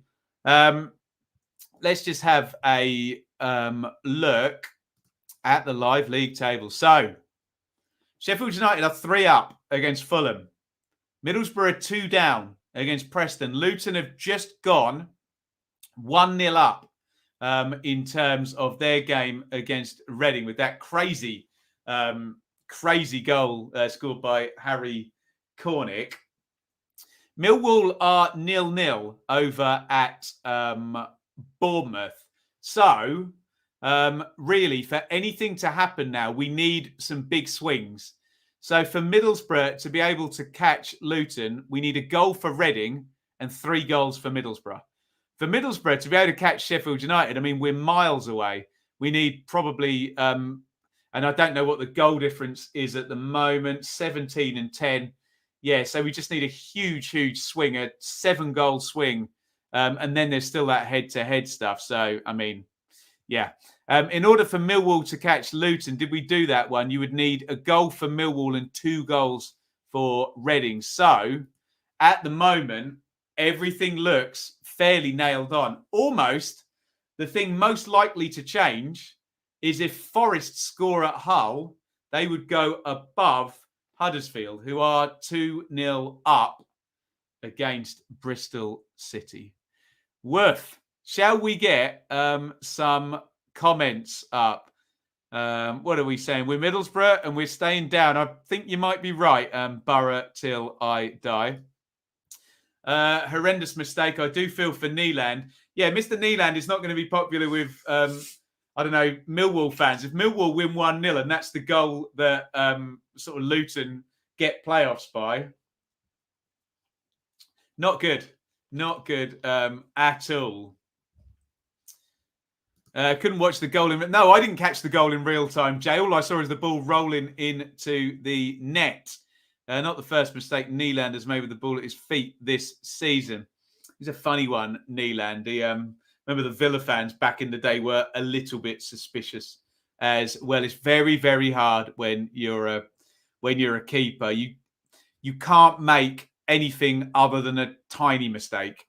It always ends up in a goal. A tiny mistake you might get away with, but any fully formed mistake turns into a huge mistake because you always concede from it. Alistair, I think I stressed we've had 2 goals for Preston, 1 disallowed that shouldn't have been, hence the confusion. 4 yellows from a scrap in the corner. Either way, Borough have crumbled. Yeah, Middlesbrough will be glad to see half-time. It looks kind of done and dusted. So, given the goal difference, Middlesbrough, really the target is probably Luton rather than Sheffield United. But that at the moment would need 2 goals for Middlesbrough to take it back to 2-2 and a goal for Reading. 3 goals for Middlesbrough. They need to win. Am I right in saying that? Yeah, to go to 73 and a goal for Reading and they could go. So we need 3 goals, the next 3 goals essentially to go into Middlesbrough's favour for them to overtake Luton and for them to overtake Sheffield United, Middlesbrough. You're talking the next 7 goals. You need 4 goals from Fulham and 3 goals from Middlesbrough. And even then, that wouldn't be enough, would it? I think with our head-to-head business, that still would not be enough. So, yes. Any more comments? Keep them coming. Iain, really good situation for Luton so far. All they need to do is not concede. Well, exactly. When you're doing the maths now, everything is very, very unlikely to change in the second half. Sheffield United and Luton just need to play it cool trig in the second half and not have complete collapses, basically. That's the only thing that would see anybody pass. Honestly, the most likely one, and it doesn't feel that likely, is 1 goal for Millwall and 2 goals for Reading. I think that's the least amount of goals we'd need for a switch, wouldn't we? I think they're just showing us back the Luton goal. Does he look behind him at any point? I bet he doesn't. Do you know what? Michael Morrison tells him, stop, play it long. Yeah, it's just an aberration from Neeland. And I'm sure the Reading fans behind the goal were all screaming at him, look behind you, look behind you. I'm sure Joby McAnuff is saying that. You just, rule number one, if you're going to throw the ball down in the box as a keeper, you have to, it's very Suffolk, you have to look behind you. Sheffield United are done. Fair play to them. Luton will be fine. Reading won't come back. We will see. Reckon Blades can keep Morgan Gibbs White next season. Well, Wolves don't seem particularly interested in him. I'm sure they want a pretty penny for him, but look, only if they go up, obviously. But even if they don't go up, you wonder where Gibbs White will end up, whether he comes back on loan to a parachute. Those Reading fans behind the goal, just seeing the replay again. Incredible stuff. Alfonso checking in from the John Smiths. Huddersfield are on fire. Bristol City already on the beach. That would appear to be the case, especially with the defending. For the second goal, Harry Toffolo for Huddersfield is a hero. He scored 5 goals from wing-back in 7 games, which is just sensational, isn't it? Keep your comments coming in through half-time. Guys, rule number 1 equals Dion Dublin. There you go. As an Ipswich fan, I'm going to add Macaulay Bonne into that from earlier in the season. Macaulay Bonne was super funny because he actually said to the fans behind the goal, shush, don't say anything. I'm going to sneak by and nick the ball off him. Ollie, I'm so happy about the Cherries result. Kiefer Moore has been great when he plays. He's barely been on the pitch and he's made all the difference, hasn't he? Ipswich still wanted to keep Bonne. No, looks like that ship has sailed. Dave looks like he's be on his way back to Rangers, and they're going to go a different way. Obviously, different manager. I'd have Morgan Gibbs White at Norwich. I bet you would, Barry. Morgan Gibbs White in the Championship will be a very, very, very fine player for anyone if he lands. I'd like to see him get a crack at the Premier League with someone, for sure. Jack. Really not surprised we are losing to Preston. Not quite good enough for top 6. Some sloppy results, in particular the games we had under Warnock at the start of the season. Well said, Jack. Good balance there. Tom, what did I make of the 2 League One semis? Right, I'm going to hold my hands up completely. I was working last night. I'm working tonight, and I'm at Milton Keynes tomorrow. So I haven't seen either game. I obviously spent time with Shaylee on Thursday night, and last night I was working. But I will be at MK versus Wickham tomorrow night, isn't it? God, crazy time of the season. So I'll do a vlog from that game, and I'm looking very much forward to seeing that game. But if anyone's got any comments on those first 2 games, if you watch them, you'll know more than me because I didn't watch either of them. I'll be completely honest with you. Raspberry, am I saying that right? How do I think Fulham will fare in the Premier League? I hope they don't just yo-yo it. No, I hope for the sake of football. We said this about Norwich last season as well, didn't we? I hope they just don't yo-yo it as well. We don't like the yo-yos and all of that good stuff. I think they need to sign 2 or 3 players that are going to go into the first team. Easier said than done. But look, they're set. They were champions. They've got a pattern of play that they'll need to calm down just a little bit in the Premier League. They can't be as attacking, of course. But there you go. Toffolo this season. Scott Mallow. Stop it, Chris. What else have we got? Good day, Benjamin. Looking forward to your coverage the next season. Watford supporter. Well, welcome back. You are welcome with open arms if you support Rotherham, if you support Wigan, if you support Norwich, if you support Watford, maybe if you support Everton or Leeds or Burnley. We'll find out. Or if you support Wickham, MK, Sunderland or Sheffield Wednesday. We will be covering all of those teams. Blades, 3 shots on target, 3 goals. It's the way to do it, isn't it, Russell? As a lifelong Luton fan, Premier League playoffs seems surreal. Well, 45 minutes away, and the swing now for Luton not to be in the playoffs is quite a big one. So in terms of Middlesbrough catching Luton, it just doesn't look like it's going to happen, does it? You'd need a Reading goal and 3 goals for Middlesbrough. So you need 4-goal swing for Middlesbrough to catch Luton. You would only need a 3-goal swing for Millwall to catch Luton. Whether that's statistically more likely when you factor in the opponents, I don't know. But were Reading to score twice And were Millwall to score once, as things stand, that would switch around. So everything is pointing now towards Sheffield United and Luton being 5th and 6th. And the only thing really, other than that, is will Forest score at Hull? If they do, they would then go above Huddersfield into 3rd spot. So that is the state of play. Let's do some more comments. Excited to see Backinson back at Bristol City. Yeah, I quite like Backinson. I know bit of suspicion amongst Bristol City fans, but yeah, I think there's something there with the right manager. Although Nigel Pearson didn't seem to fancy him, did he? Matty gutted as a Middlesbrough fan. I think it's Huddersfield's year. Interesting. Morgan Gibbs White will be a Premier League player next year, one way or the other. Let's find out. Luton goal should have been disallowed for offside, according to Sky.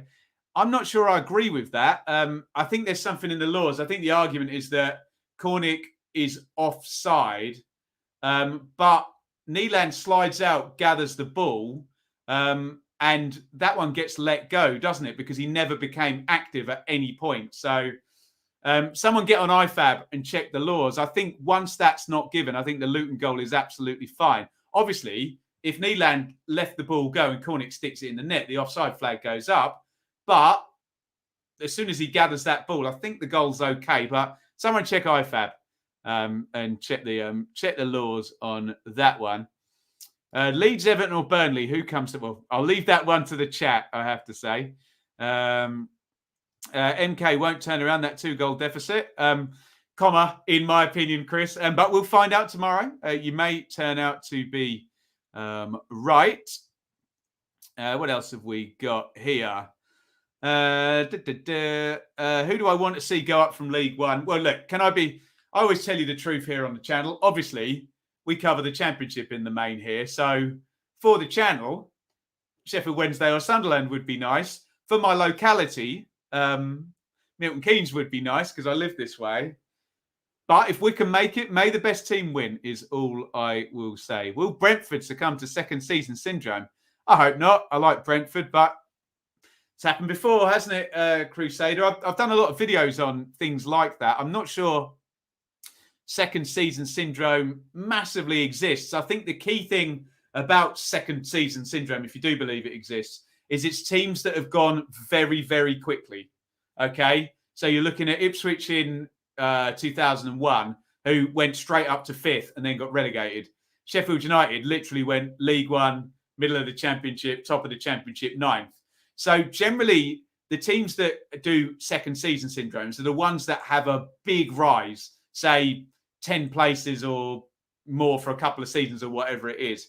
Brentford haven't really done that, have they? It's been quite incremental. So that might warn against second season syndrome if that is indeed a thing. It does disproportionately affect more teams that have gone very steeply. And Brentford have you think about it, they were in the Championship from 14-15 and gradually went up, playoff final, then won the playoffs the next year. And so I would think not, but I could be wrong. I could absolutely be wrong. Thoughts of what Scott Parker's performance with Bournemouth in the Premier League might be like? I don't know. I absolutely don't know. I'm being asked the same question by 2 different people there. We just don't have a good read on Parker in the Premier League. You can always argue COVID wasn't good with Fulham, I have to say. It wasn't good. He was in a position where they could have survived. Remember when they were leading at Villa and they were out of the bottom 3 and just fizzled out. So he needs to improve on that. But I think still, jury's out. We're still not entirely sure what sort of a manager Scott Parker is, particularly at Premier League level. Brentford gradual, but they made playoffs in the first season. Yeah, but they didn't go up, did they? So from that moment onward, Frank, it's clearly gradual, isn't it? I don't think that's inarguable. It's like, what's your starting point? Does it make a difference going back 6 years instead of 5?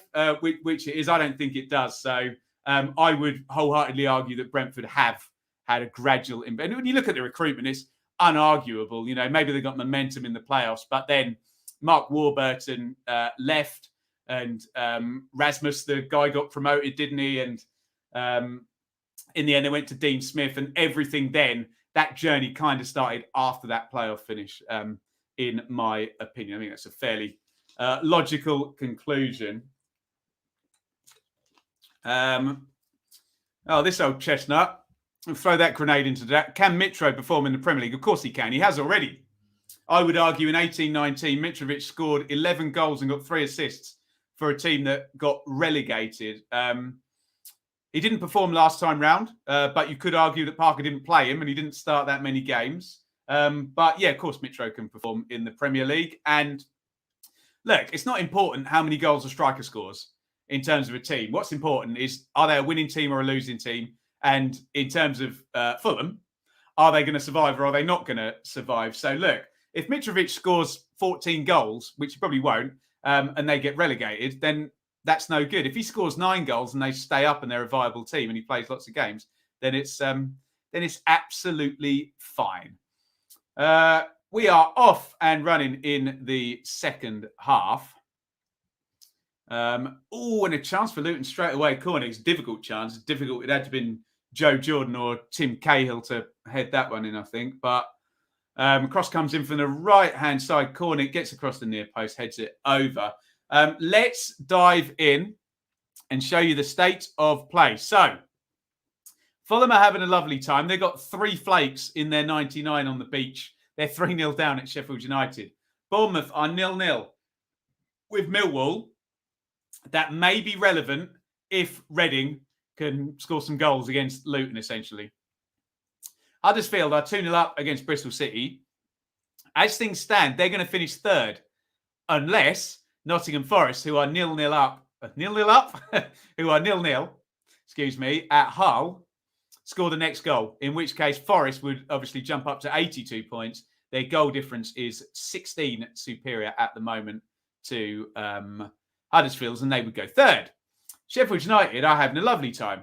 They're 3-0 up against Fulham. That's the flip side of Fulham being on the beach. Blades are 3 up, and they are in the playoffs. Now going to finish 5th from what I can ascertain here. Luton are 1-0 up against Reading. So unless we get a big collapse, and I think that probably means Luton losing, not even just... although one goal that's just gone in might have you thinking different. So let's just cut to the first goal of the second half, because it's been scored by Middlesbrough. Which, does that make things interesting? Are we about to see the start of something utterly ludicrous here? You never know in the Championship, do you? We look back at this moment, because it's Preston 2, Middlesbrough 1. If all of a sudden now we're going to see a big swing in the Preston game and a big swing in the Luton game, who knows? Who the hell knows? But Middlesbrough have got 1 back, and Reading have got a free kick. We'll find out the goal scorer in just a second. Free kick goes in from Reading, punched away by Ingram. I'm going to look over here because I'm going to see Middlesbrough score. Bent into the back post. Horrible bit of goalkeeping. Nodded in by Tavernier, I think, who tries to... He's playing wing back. Heads it in on the back post. Keeper gets completely lost under the ball there. Dan Iverson. And it's nodded in by Marcus Tavernier. And it's Preston 2, Middlesbrough 1. So we can redo some maths quickly for you. So in terms of these swings now, it's 1 goal fewer, basically what that goal means. So in order for Middlesbrough to catch Luton, if we get another 2 goals at Preston, Borough would go up to 73. And if we get 1 goal at Reading, 1 goal for Reading at Luton, then they would swap places. So Luton are still 3 goals away from that sort of doomsday scenario. And their destiny is in their own hands. If they keep a clean sheet, Luton, they are definitely in the playoffs. Middlesbrough can score 15 goals in the second half, and it won't matter a hoot. That's the state of play here for both Sheffield United and Luton. It's knocked out to the right-hand side for Thomas. Laurent sort of gives it away, tries to loop that one forward. Morrison has got it at the back for Reading. Across to, is that Holmes or McIntyre? I always get those two mixed up. Forgive me. And Rahman has got it. Let's go to some comments. What is it with goalies today? Yeah, it's the final day of the season, isn't it? Hey? Oh, goodness me. Sheffield United 4, Fulham 0. Can we put that one to bed now, do you think? Sheffield United 4, Fulham 0. The Blades are cruising in there. And I'm going to see the goal right now. It's going to be Sander Berger, little lay across the box. Ender Stevens, left wing back. Woof. 4-0 to Sheffield United. And they are having a lovely old time, aren't they? Can we say it now? 49 minutes gone, 4-0. Sheffield United are in the playoffs. And West Brom, and their player of the year, in fact, Matt Clark, I believe I'm right in saying that, has scored to make it 3-0. I assume it's a set play. We're about to see the goal. West Brom 3. Barnsley 0. Matt Clark. He must be up from a set play. Nice finish, actually. Gets the ball on the deck. Touch.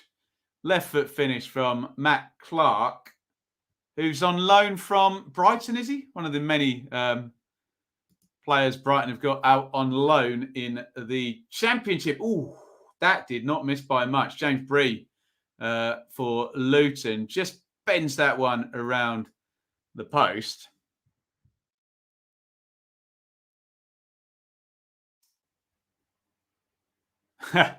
Well, I made a big deal out of that Middlesbrough goal, didn't I? Saying, is that going to be the start of something mad happening? No, by the look of it. Preston 3, Middlesbrough 1, we are now hearing, is the score there. Middlesbrough don't want this today. Well, I'm sure they want it. They ain't getting it by the look of it. Preston 3, Middlesbrough 1. Borough, you think? 2-0 down at half-time. Get one back straight away after half-time. No, they've then conceded. Emil Rees is the goal scorer. The Danish striker for Preston is not appearing on my top scorers chart. So he has less than 14 goals. I assume that may be his 14th for the season. Oh, no. He has 14 goals. His 15th for the season. A lovely finish by Rees. Comes out, lays the keeper down, dinks it over him. And down at the bottom, it may not matter. It might matter to Peterborough because it's Derby 0, Cardiff 1. We've seen Chris Kirchner doing interviews now as the new, I don't want to call him the new owner yet, but the preferred bidder. They're losing. Derby 0, Cardiff 1. Cameron Jerome's just hit the bar for Reading. Sorry, I was otherwise engaged for that. Oh, unlucky. Does Neelan get a hand to that? I'm not sure he does. So there is the state of play. Right, we're going to bring this live league table up. I will just have a quick look at the middle as well. In fact, let's start at the bottom. So Derby are now losing. It's Derby 0, Cardiff 1. Did I pop that up on the ticker? I hope I did. Yes, I did. Don't remember half the stuff I do on here. So Peterborough are going to finish on 37 as things stand. Derby on 34 as things stand. So Grant McCann could take some solace in the job he's done since he's been in. Cardiff goal scored by Jordan Hugill. We are about to see it. Derby 0, Cardiff 1. I'm assuming a big strap-in header from Hugill. Let's wait and find out from Neil Mellor on Gillette. Ball drifted in low. Yeah, it's a nice little tap in. Good feet. Who was that? Was that Doyle who set that up? I can't quite see the back of his shirt there. It's just a tap in for Hugill. Anyway, right, there's the middle of the table. So Blackburn are winning, and they're going to win. They're 2-0 up at Birmingham, or it looks like. West Brom are 3 up against Barnsley. Coventry are 1-1 against Stoke. QPR are 0-0. Preston are winning as well. Stoke are level, as we mentioned, so Swansea. So that big clutch of teams, that's the way it's panning out at the moment. Quite nicely for West Brom. I mean, I know 10th for a year one parachute team is not really the one, but That's the state of play at the moment there. And at the top, again, we can stop talking really about Middlesbrough because they're 2 behind again. For a minute or two, we were interested until that Emil Rees, lovely little dink, really nice finish. That very Michael Owen-esque, that one. Anyone's a connoisseur of early Michael Owen for Liverpool. Obviously, Michael Owen would have run through it 10 times the speed Emil Rees did. But the finish, Owen always used to do that. He used to love to dink the keeper, didn't he?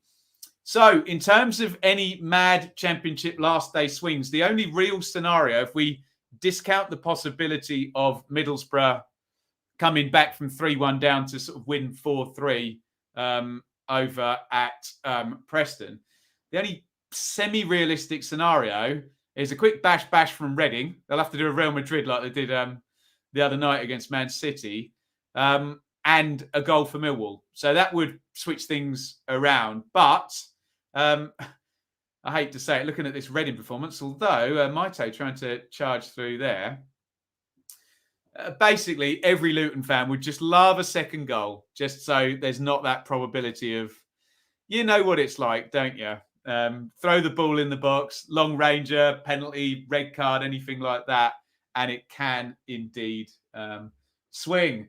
Guys, the support today on the channel is just absolutely incredible. So many of you watching. If you're new to the channel, please do hit subscribe. And please, if we can do a like spike now, it will go through the roof, I think.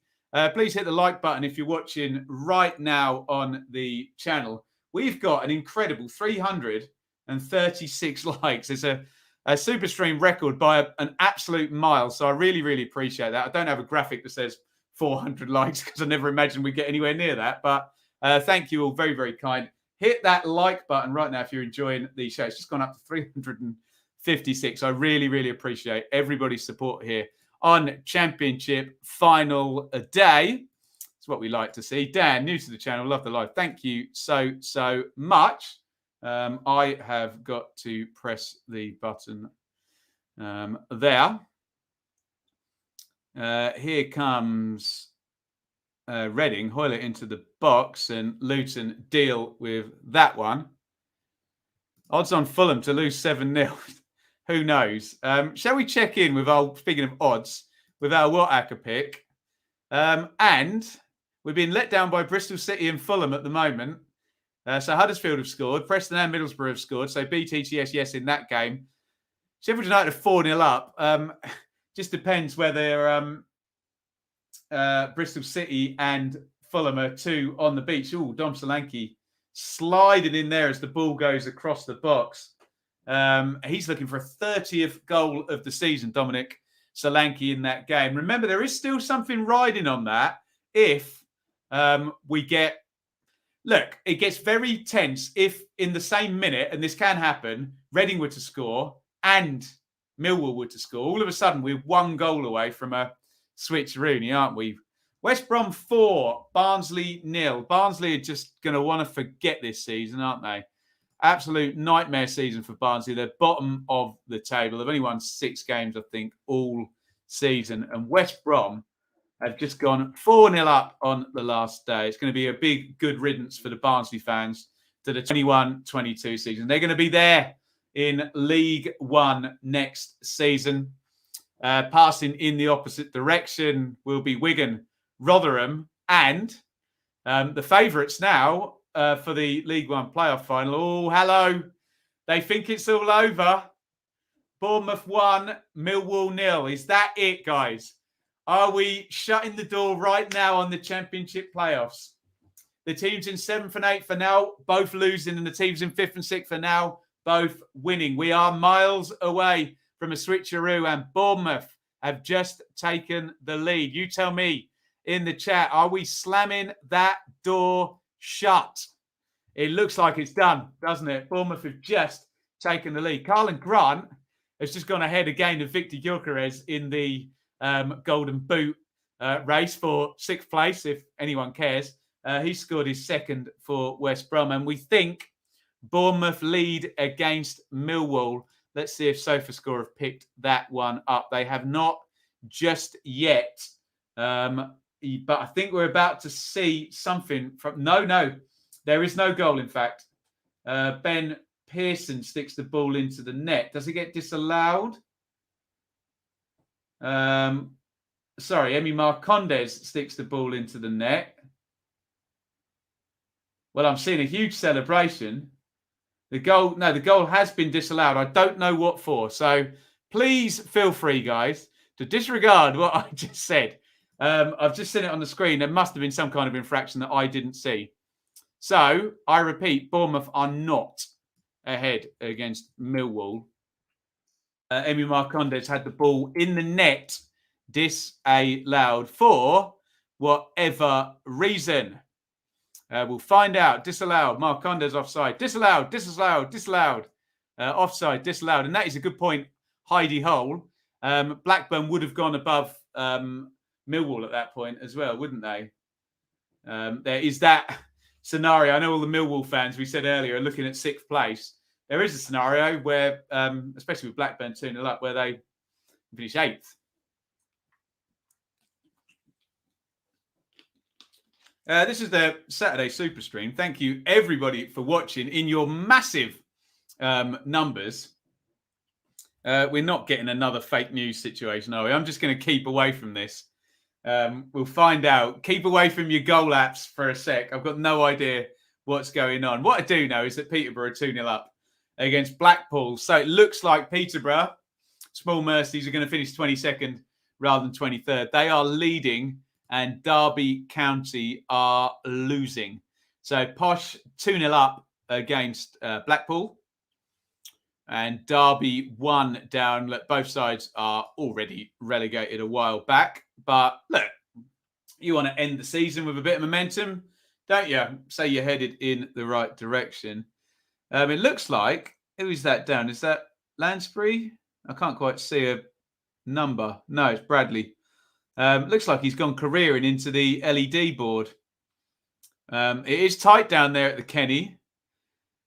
And as I always say at moments like this, Sammy Smodic is the goal scorer.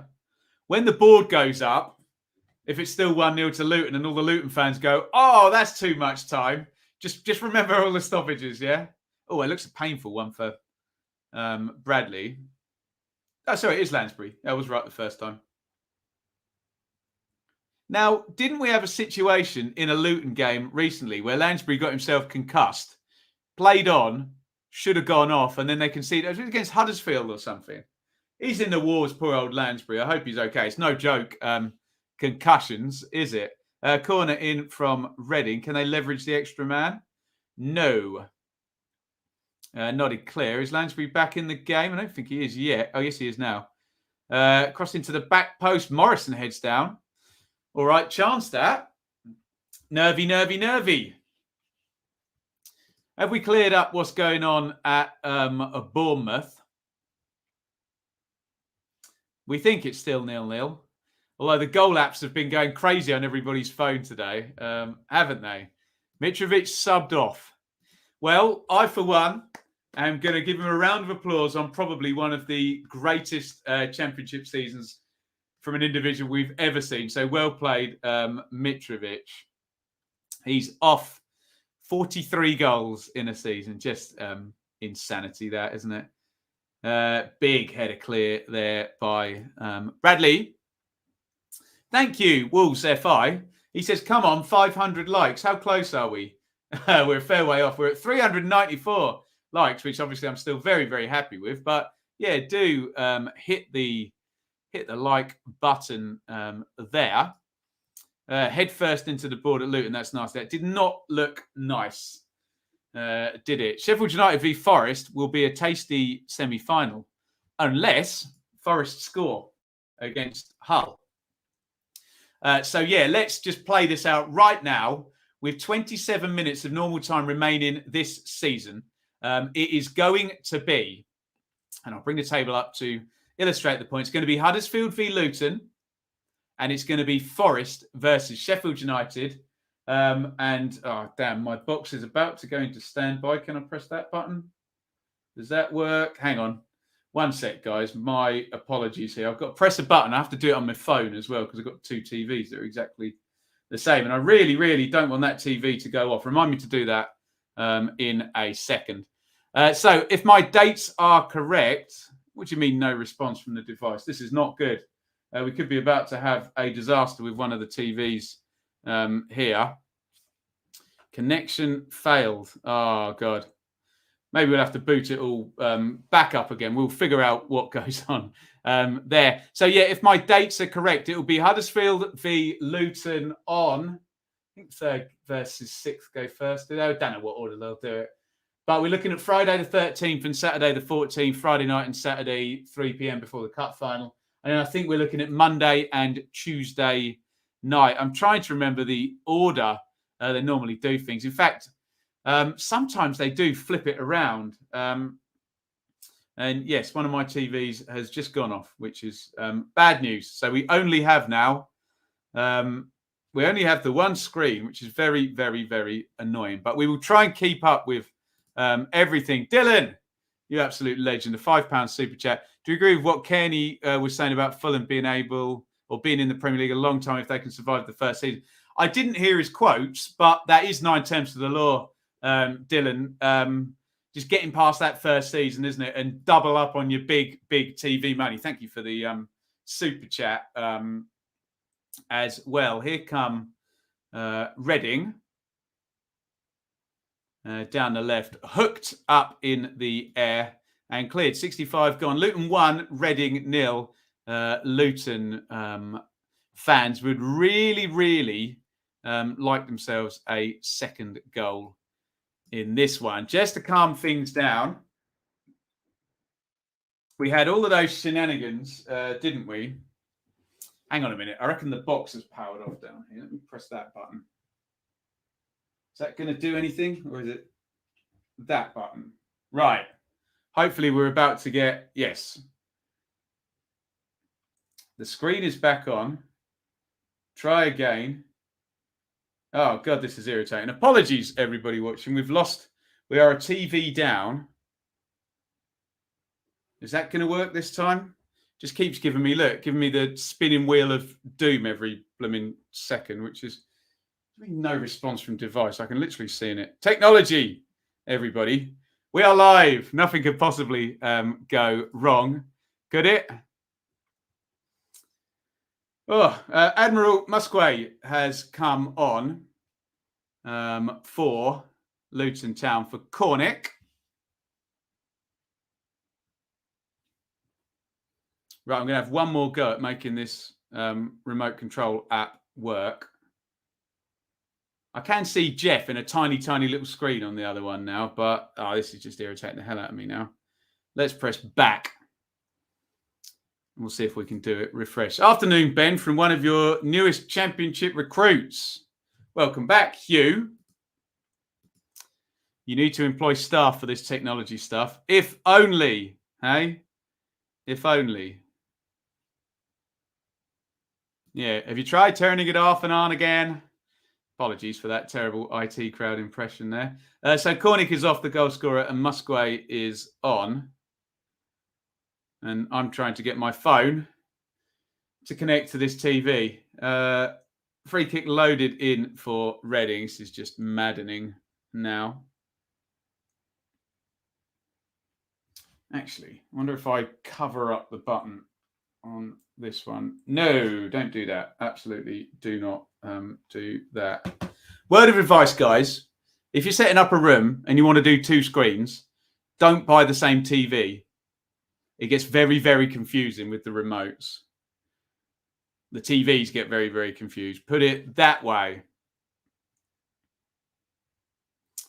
Forest v Sheffield United is a tasty playoff game if it stays like this, isn't it? Just 2 big clubs in championship terms, or just in football terms, aren't they? And it will guarantee maybe one of the more surprising stories, Luton and Huddersfield. Luton finishing in the middle of the... They finished 12th last year. Huddersfield finished 20th last year, didn't they? Insanity. Peterborough 3, Blackpool 0. How about that?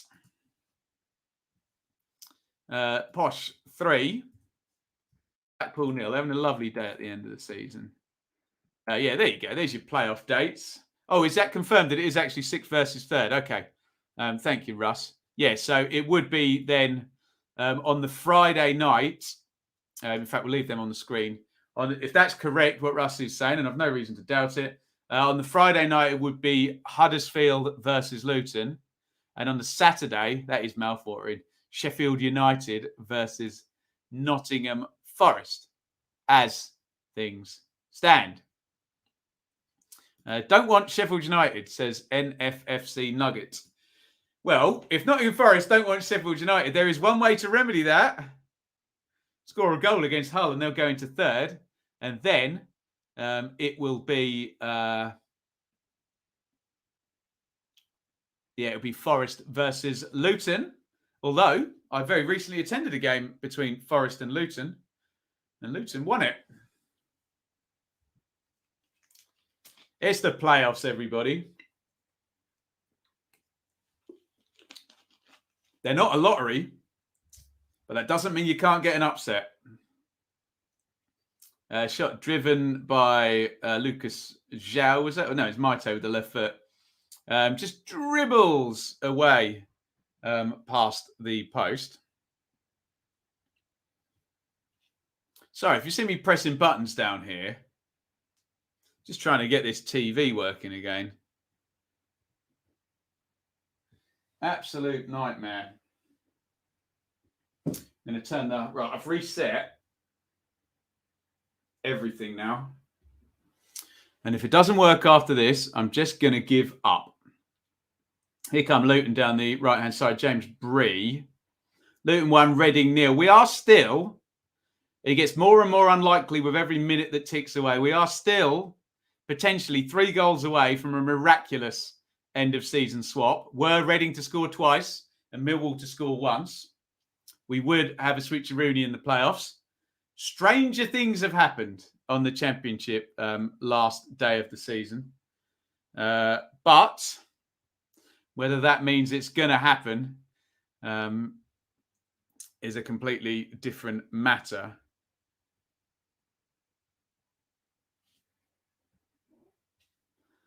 Here come Reading. Hoylett down the left. Cross is blocked.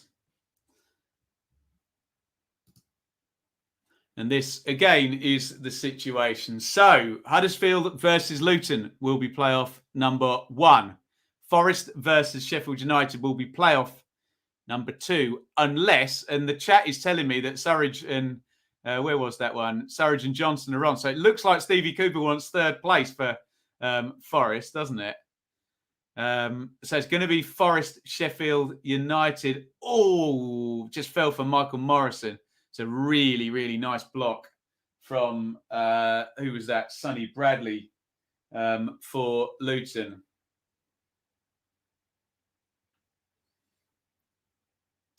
Just gets his big backside in the way by the look of it there.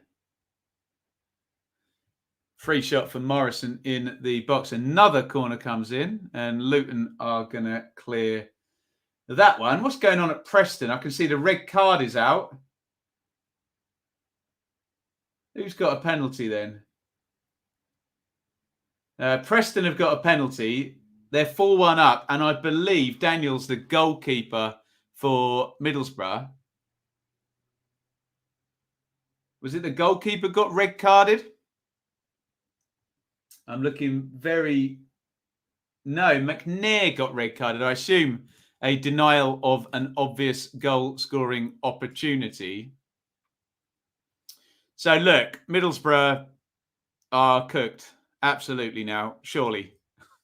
Surely, even in the Championship, at 4-1 down with 17 minutes to go with 10 men, not even the Championship can flip that around. It's going to be another season in the Championship for Middlesbrough.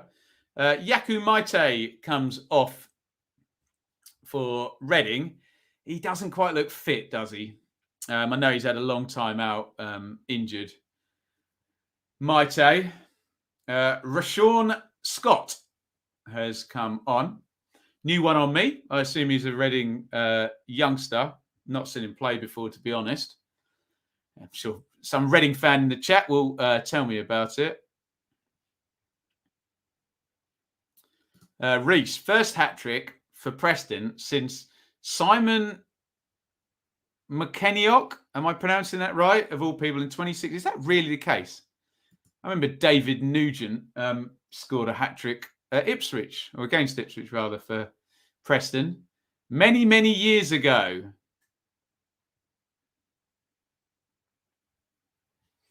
Free kick to Reading on halfway.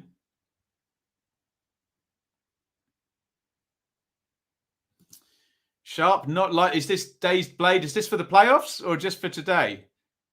He's having sugar injections to give himself a chance. It depends how he reacts to that. Interesting. Very, very interesting. We are into the last 15 minutes of the regular season in the Championship. In 15 minutes' time, we will know exactly what the Championship table for 21-22 finally is going to look like. Will there be any changes between now and 15 minutes time and the final whistle going? There may be. I'm not sure how many vital changes they're going to be. Very nice defensive header on the back stick there from Amari Bell on the cover, the Luton left wing-back, former Blackburn player. He's got Thomas absolutely breathing down his neck. He just heads that out for a corner, gets a big round of applause from Ingram, the emergency loanee goalkeeper. Things get interesting if Reading score. Really shown that much sign that they're going to today. Musgrave chasing everything down there, keeping the press up. Luton know now. It's a 15-minute season for Luton. Just keep a clean sheet for 15 minutes and you're certain to be in the playoffs. And if this goal has actually happened this time, then they might well not even need to do that. Because we now think it is definitely Bournemouth 1, Millwall 0. We will await the confirmation of that goal. But, and I'm sorry, I'm going to have to peer on a tiny screen. Yeah, it looks like Millwall were actually pushing forward and got caught on the counter there. And Big Kiefer Moore has done it again. He's had a lovely little cameo end of season after signing in January and then getting injured for the most part. And Kiefer Moore, he scored the goal that essentially led them to promotion the other night against Forest in that big head-to-head. And we spoke about, 15, 20 minutes ago about the door being shut. Don't tune out, but that may well be it now. If Millwall are losing, Luton are winning, Sheffield United are winning, Middlesbrough are losing, then really it's all eyes on Forest, essentially, isn't it? Now, can Forest get themselves a goal and they would then go into third and those playoffs would then change in terms of the opponents? It wouldn't be Forest versus Luton. It would be Forest. Sorry, it wouldn't be Forest versus Sheffield United. It would be Forest versus Luton. A couple of goals flying in. Birmingham 1, Blackburn 2, Swansea 0, QPR 1. Birmingham getting a goal back. QPR, much to everyone's surprise, I think, when we did the prediction show, most people had QPR probably being a bit flat and Warburton leaving after this game, but they are winning. Oh, and into the box goes the young substitute whose name I'm forgetting, Rashawn somebody. Right, I'm having to look at that Kiefer Moore goal again. Yeah, Millwall must have been piling forward at that point. They knew they needed to score to just kind of force the issue. And yeah, they're doing the old camera on the faces in the crowd as everyone realises at Luton, really, that it's all done now. It's a 5-point gap. So unless we get complete miracles, Luton are definitely going to finish in the playoffs, aren't they? It would now take... So 2 goals for Reading to drop Luton back to 72 points. It would take 4 goals for... 3 goals for... 3 goals for Middlesbrough would take them on to 71. So they'd need 4 as well, wouldn't they? It's just not going to happen, is it? Or 2 goals at Bournemouth for Millwall, excuse me. I think Christian Pedersen, I'm looking on the other screen, which is kind of working, but I can't control it, which is fun. But it looks like we are all done. And the only question I've really got is, are we going to get a Forest goal in the last 10 minutes? Which would put Forest into 3rd. Shaylee's back. Looks like you guys are having fun. Hit that like button. She's right. From Shaylee and Enid. She is right. God, 425 likes. Right, we're going to do the big like spike. Big like spike now. Delayed pilot is right. If you're watching the stream now, and loads of you are, this is fantastic. Please hit the like button right now.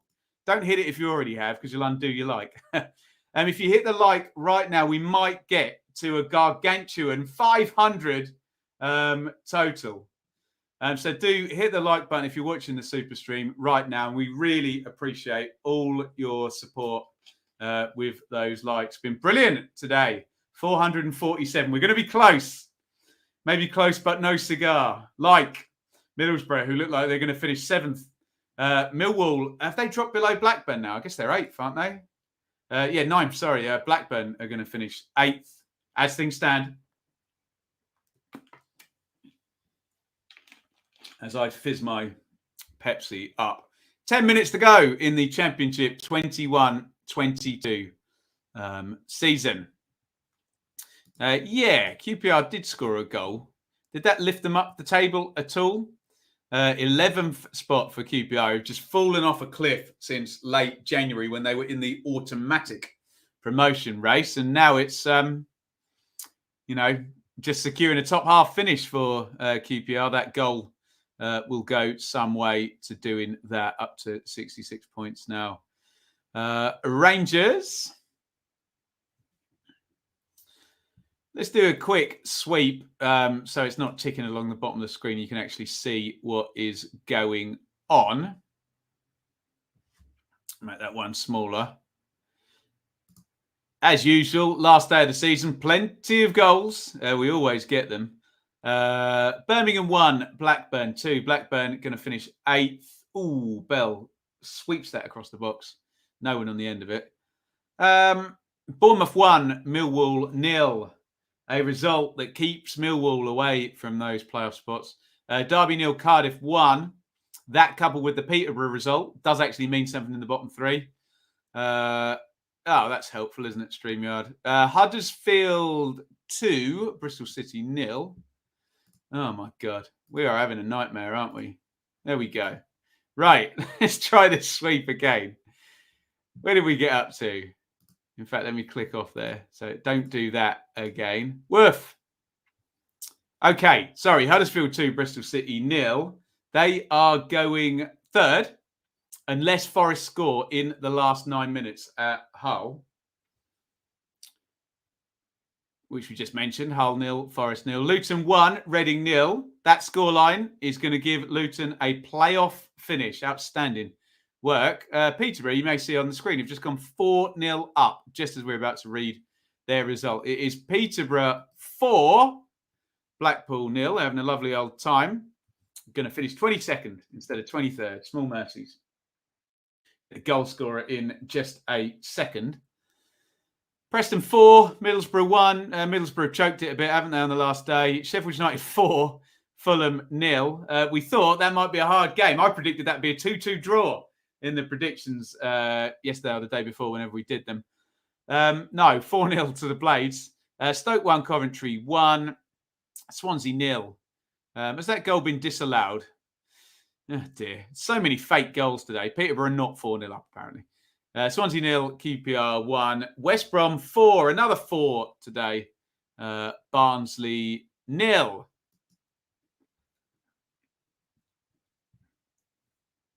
Keep your comments coming in. There are 6 minutes. 6 minutes remaining in the season. 4-0 for the Posh. HMS, the league, sets sail early next season. There you go. There you go. confident. Another substitution by Reading.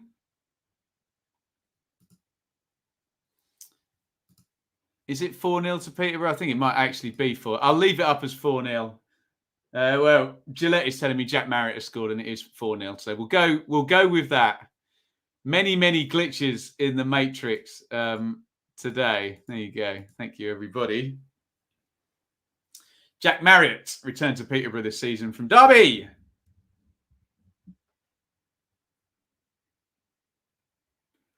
And he is probably going to score the Posh's last goal. Is that going to be the last goal of the regular season in the Championship? I wonder.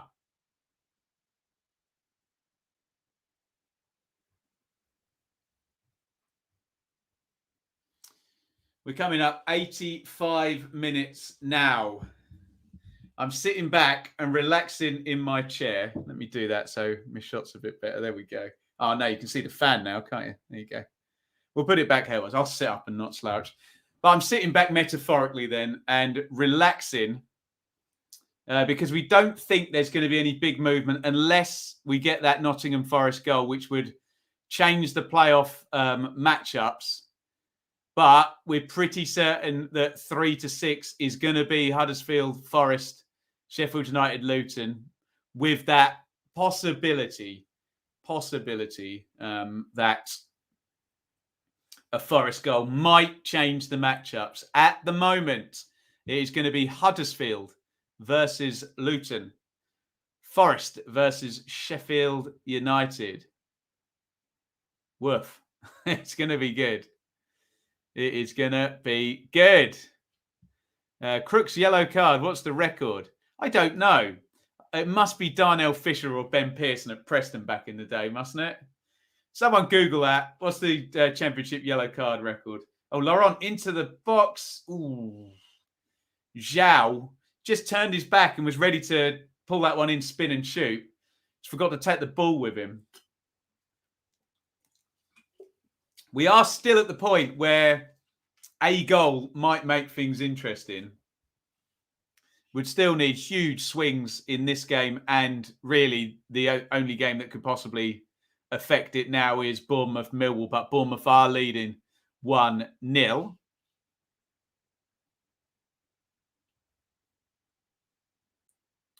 We're coming up 87 minutes at the Kenny. Is Jack Marriott going to have scored the last goal in the Championship season? Not many likes to go to get to 500. Are we that close? My God, 477 likes. I think the record was like 250 or something before that. We're going to smash the record. Unbelievable scenes. Hit like, by the way, see if we can get over 500. Morgan Gibbs White have had in the season of his life likely to be Sheffield United Player of the Year. If players don't get promoted, will they be able to keep him? We talked about this earlier in the stream, Michael. The only way they keep is if they go up. And it's probably still going to be a loan, isn't it? Or a very expensive signing. What's going on at Peterborough then? I said, is Jack Marriott going to have scored the last goal of the Championship season? He might still, but we think Peterborough have gone 5-0 up. And maybe Jack Marriott scored that goal as well. We'll find out in just a second. The stewards are coming out. And good luck stopping fans running on the pitch. We've seen lots and lots of pitch invasions the last couple of days. Will we see one at the Kenny as Luton confirm playoffs? 5-0 to Peterborough. Who got the goal? We'll find out in just a sec. A lovely old win to end the season for the Posh. Not lovely if you're a Blackpool fan, but hey, they got 60 points. They're all right. As we close in on stoppage time. And it's not going to be Jack Marriott who gets the last goal of the Championship season at the moment. Oh, it's a lovely one as well. Jack Taylor. What a beauty. A fitting goal if that is the goal that ends the Championship regular season. Jack Taylor, right-footed for Posh. We're saying goodbye to them. They're back in League One next season, but bends that one with the right foot into the top corner. A lovely goal. We've got 500 likes. It's just balmy, the support today. Incredible. Thank you, everybody who's shouting that out in the chat. Woof. Thank you, everybody. Cameron Jerome is down. Cameron Jerome is also very, very experienced. Right, full-time at Bournemouth. So that's one ticked off for Luton. There's not going to be a mad turnaround at Bournemouth because Millwall have lost. And they're going to finish beneath Blackburn as things stand. The full-times are now going to start coming in. Congratulations, Bournemouth. Again, they are up. They are in the Premier League. And we can give you a total as well. In fact, let's get that Championship live table up as it materialises. 88 points for Scott Parker and Bournemouth. The last 10 years, the average for second place, 88.4. So worthy. They are bang on that average if you're rounding to the nearest point. And Bournemouth have done it. They're going to be second on 88 points. Mark Travers, Cherry's Player of the Year. He's done tremendously well, hasn't he? 6 minutes of stoppage time. Will Watford win the league next season, Ben? Can I answer you, Dan, when I know who their manager is and who they've sold? In other words, I'll do my 1 to 24 video at the start of... Although we're starting a week early because of the World Cup this year. Might be at the end of July rather than the start of August. Leave that to me. So 6 minutes stoppage time. Obviously, Bradley banged into the Hoardings, didn't he? Seems about right to me. Luton lead 1-0. And really, unless we get 7 goals in the last minute at Middlesbrough, they are in the playoffs.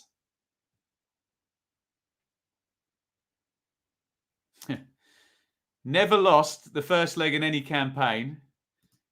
Never won a home leg in any campaign. Sheffield United got an interesting playoff record, put it that way. West Brom 4, Barnsley 0. We don't quite know exactly where the finishes will be. Looks like West Brom will finish 10th.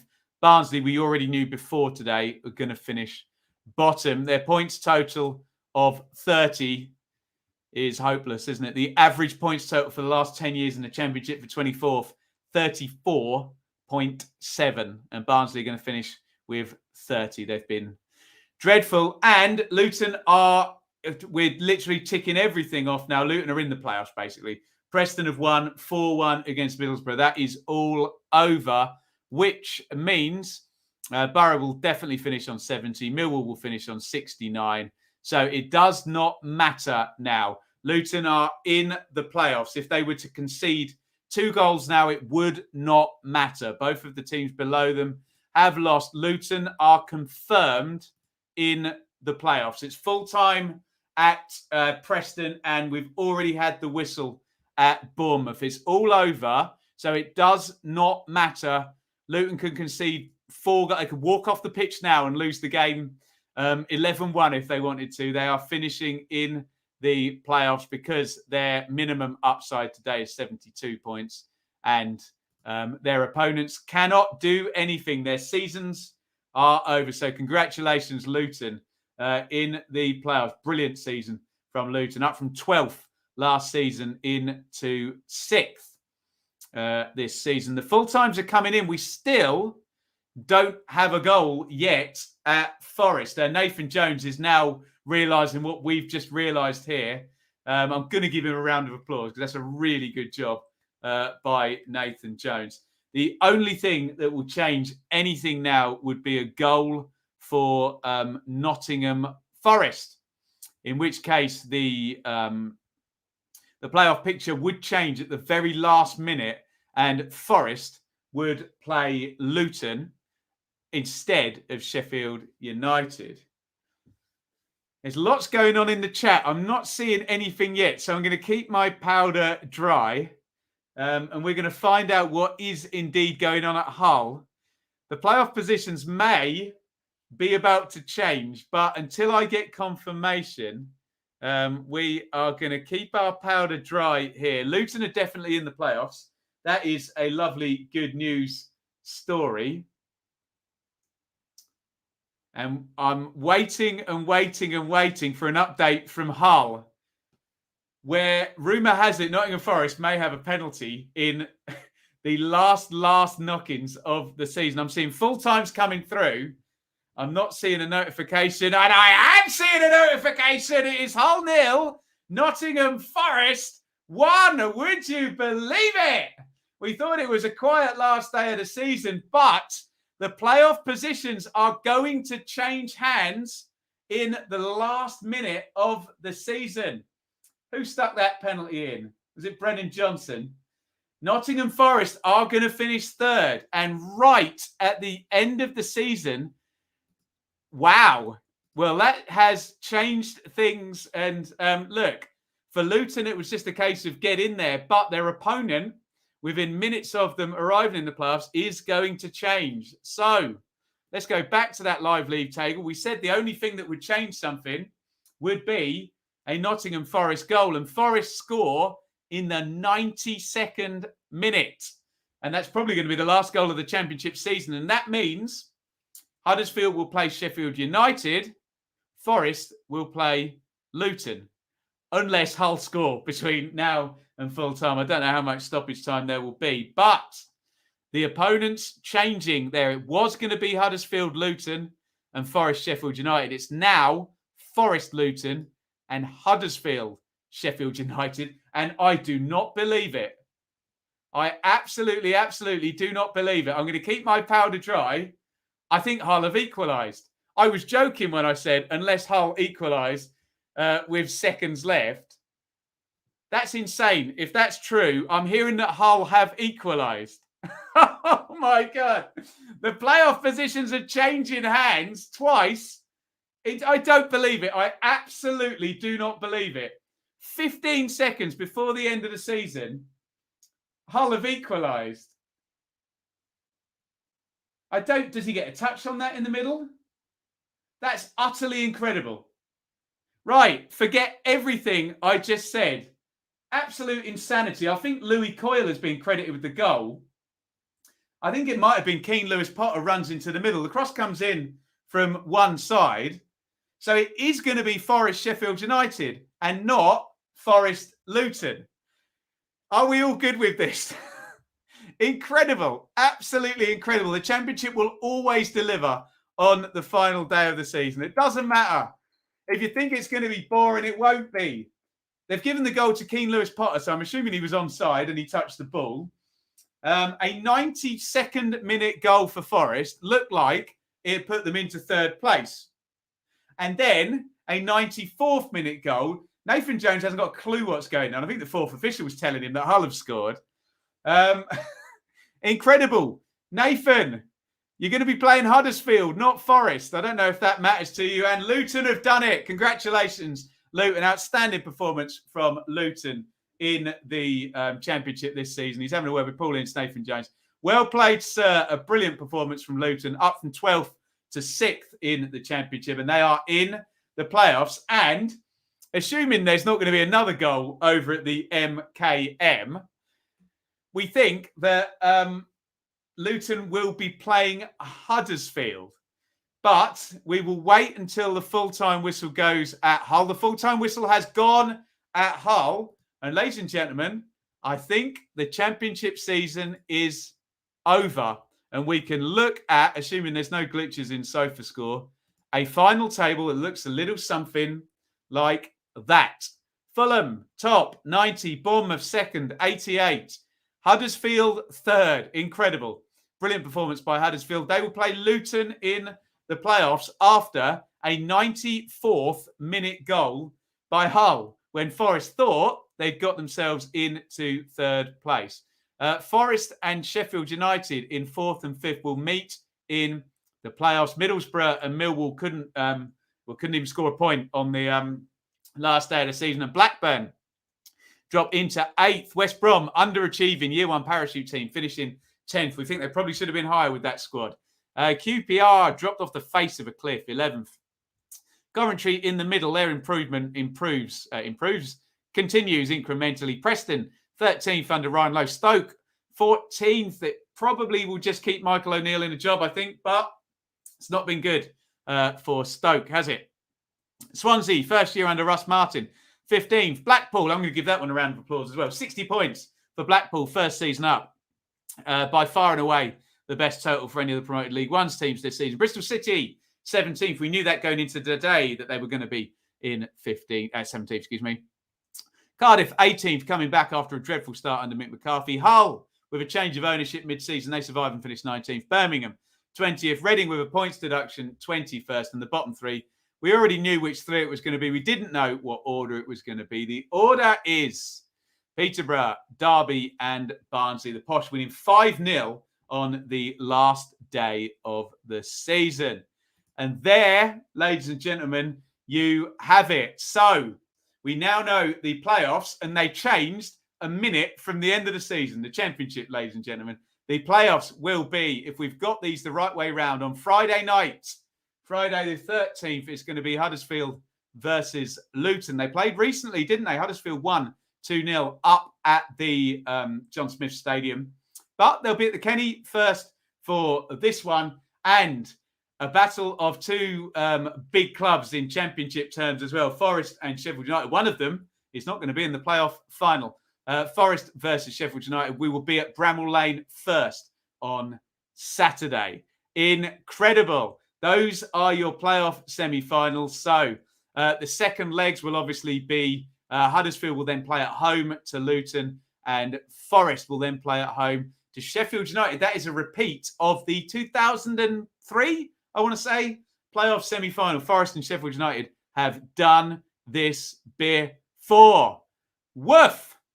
Thank you, everybody, for watching. There's a million comments in there. I can't read them all. There's been 517 likes. It's been one of the best streams of the season. I thank you massively. If you're new around here, please, please, please hit the subscribe button. Hit the like button before you go. I've got to go off and do a gig, but don't worry. You will see me for all of the playoff action. We're going to try and get to as many of those games as we can. If not, we'll be here watching along as well. Thank you, everybody, today. This has been the Saturday Super Stream with What Aka. And once again, Huddersfield versus Luton, Nottingham Forest versus Sheffield United will be your playoffs. Thank you all for watching.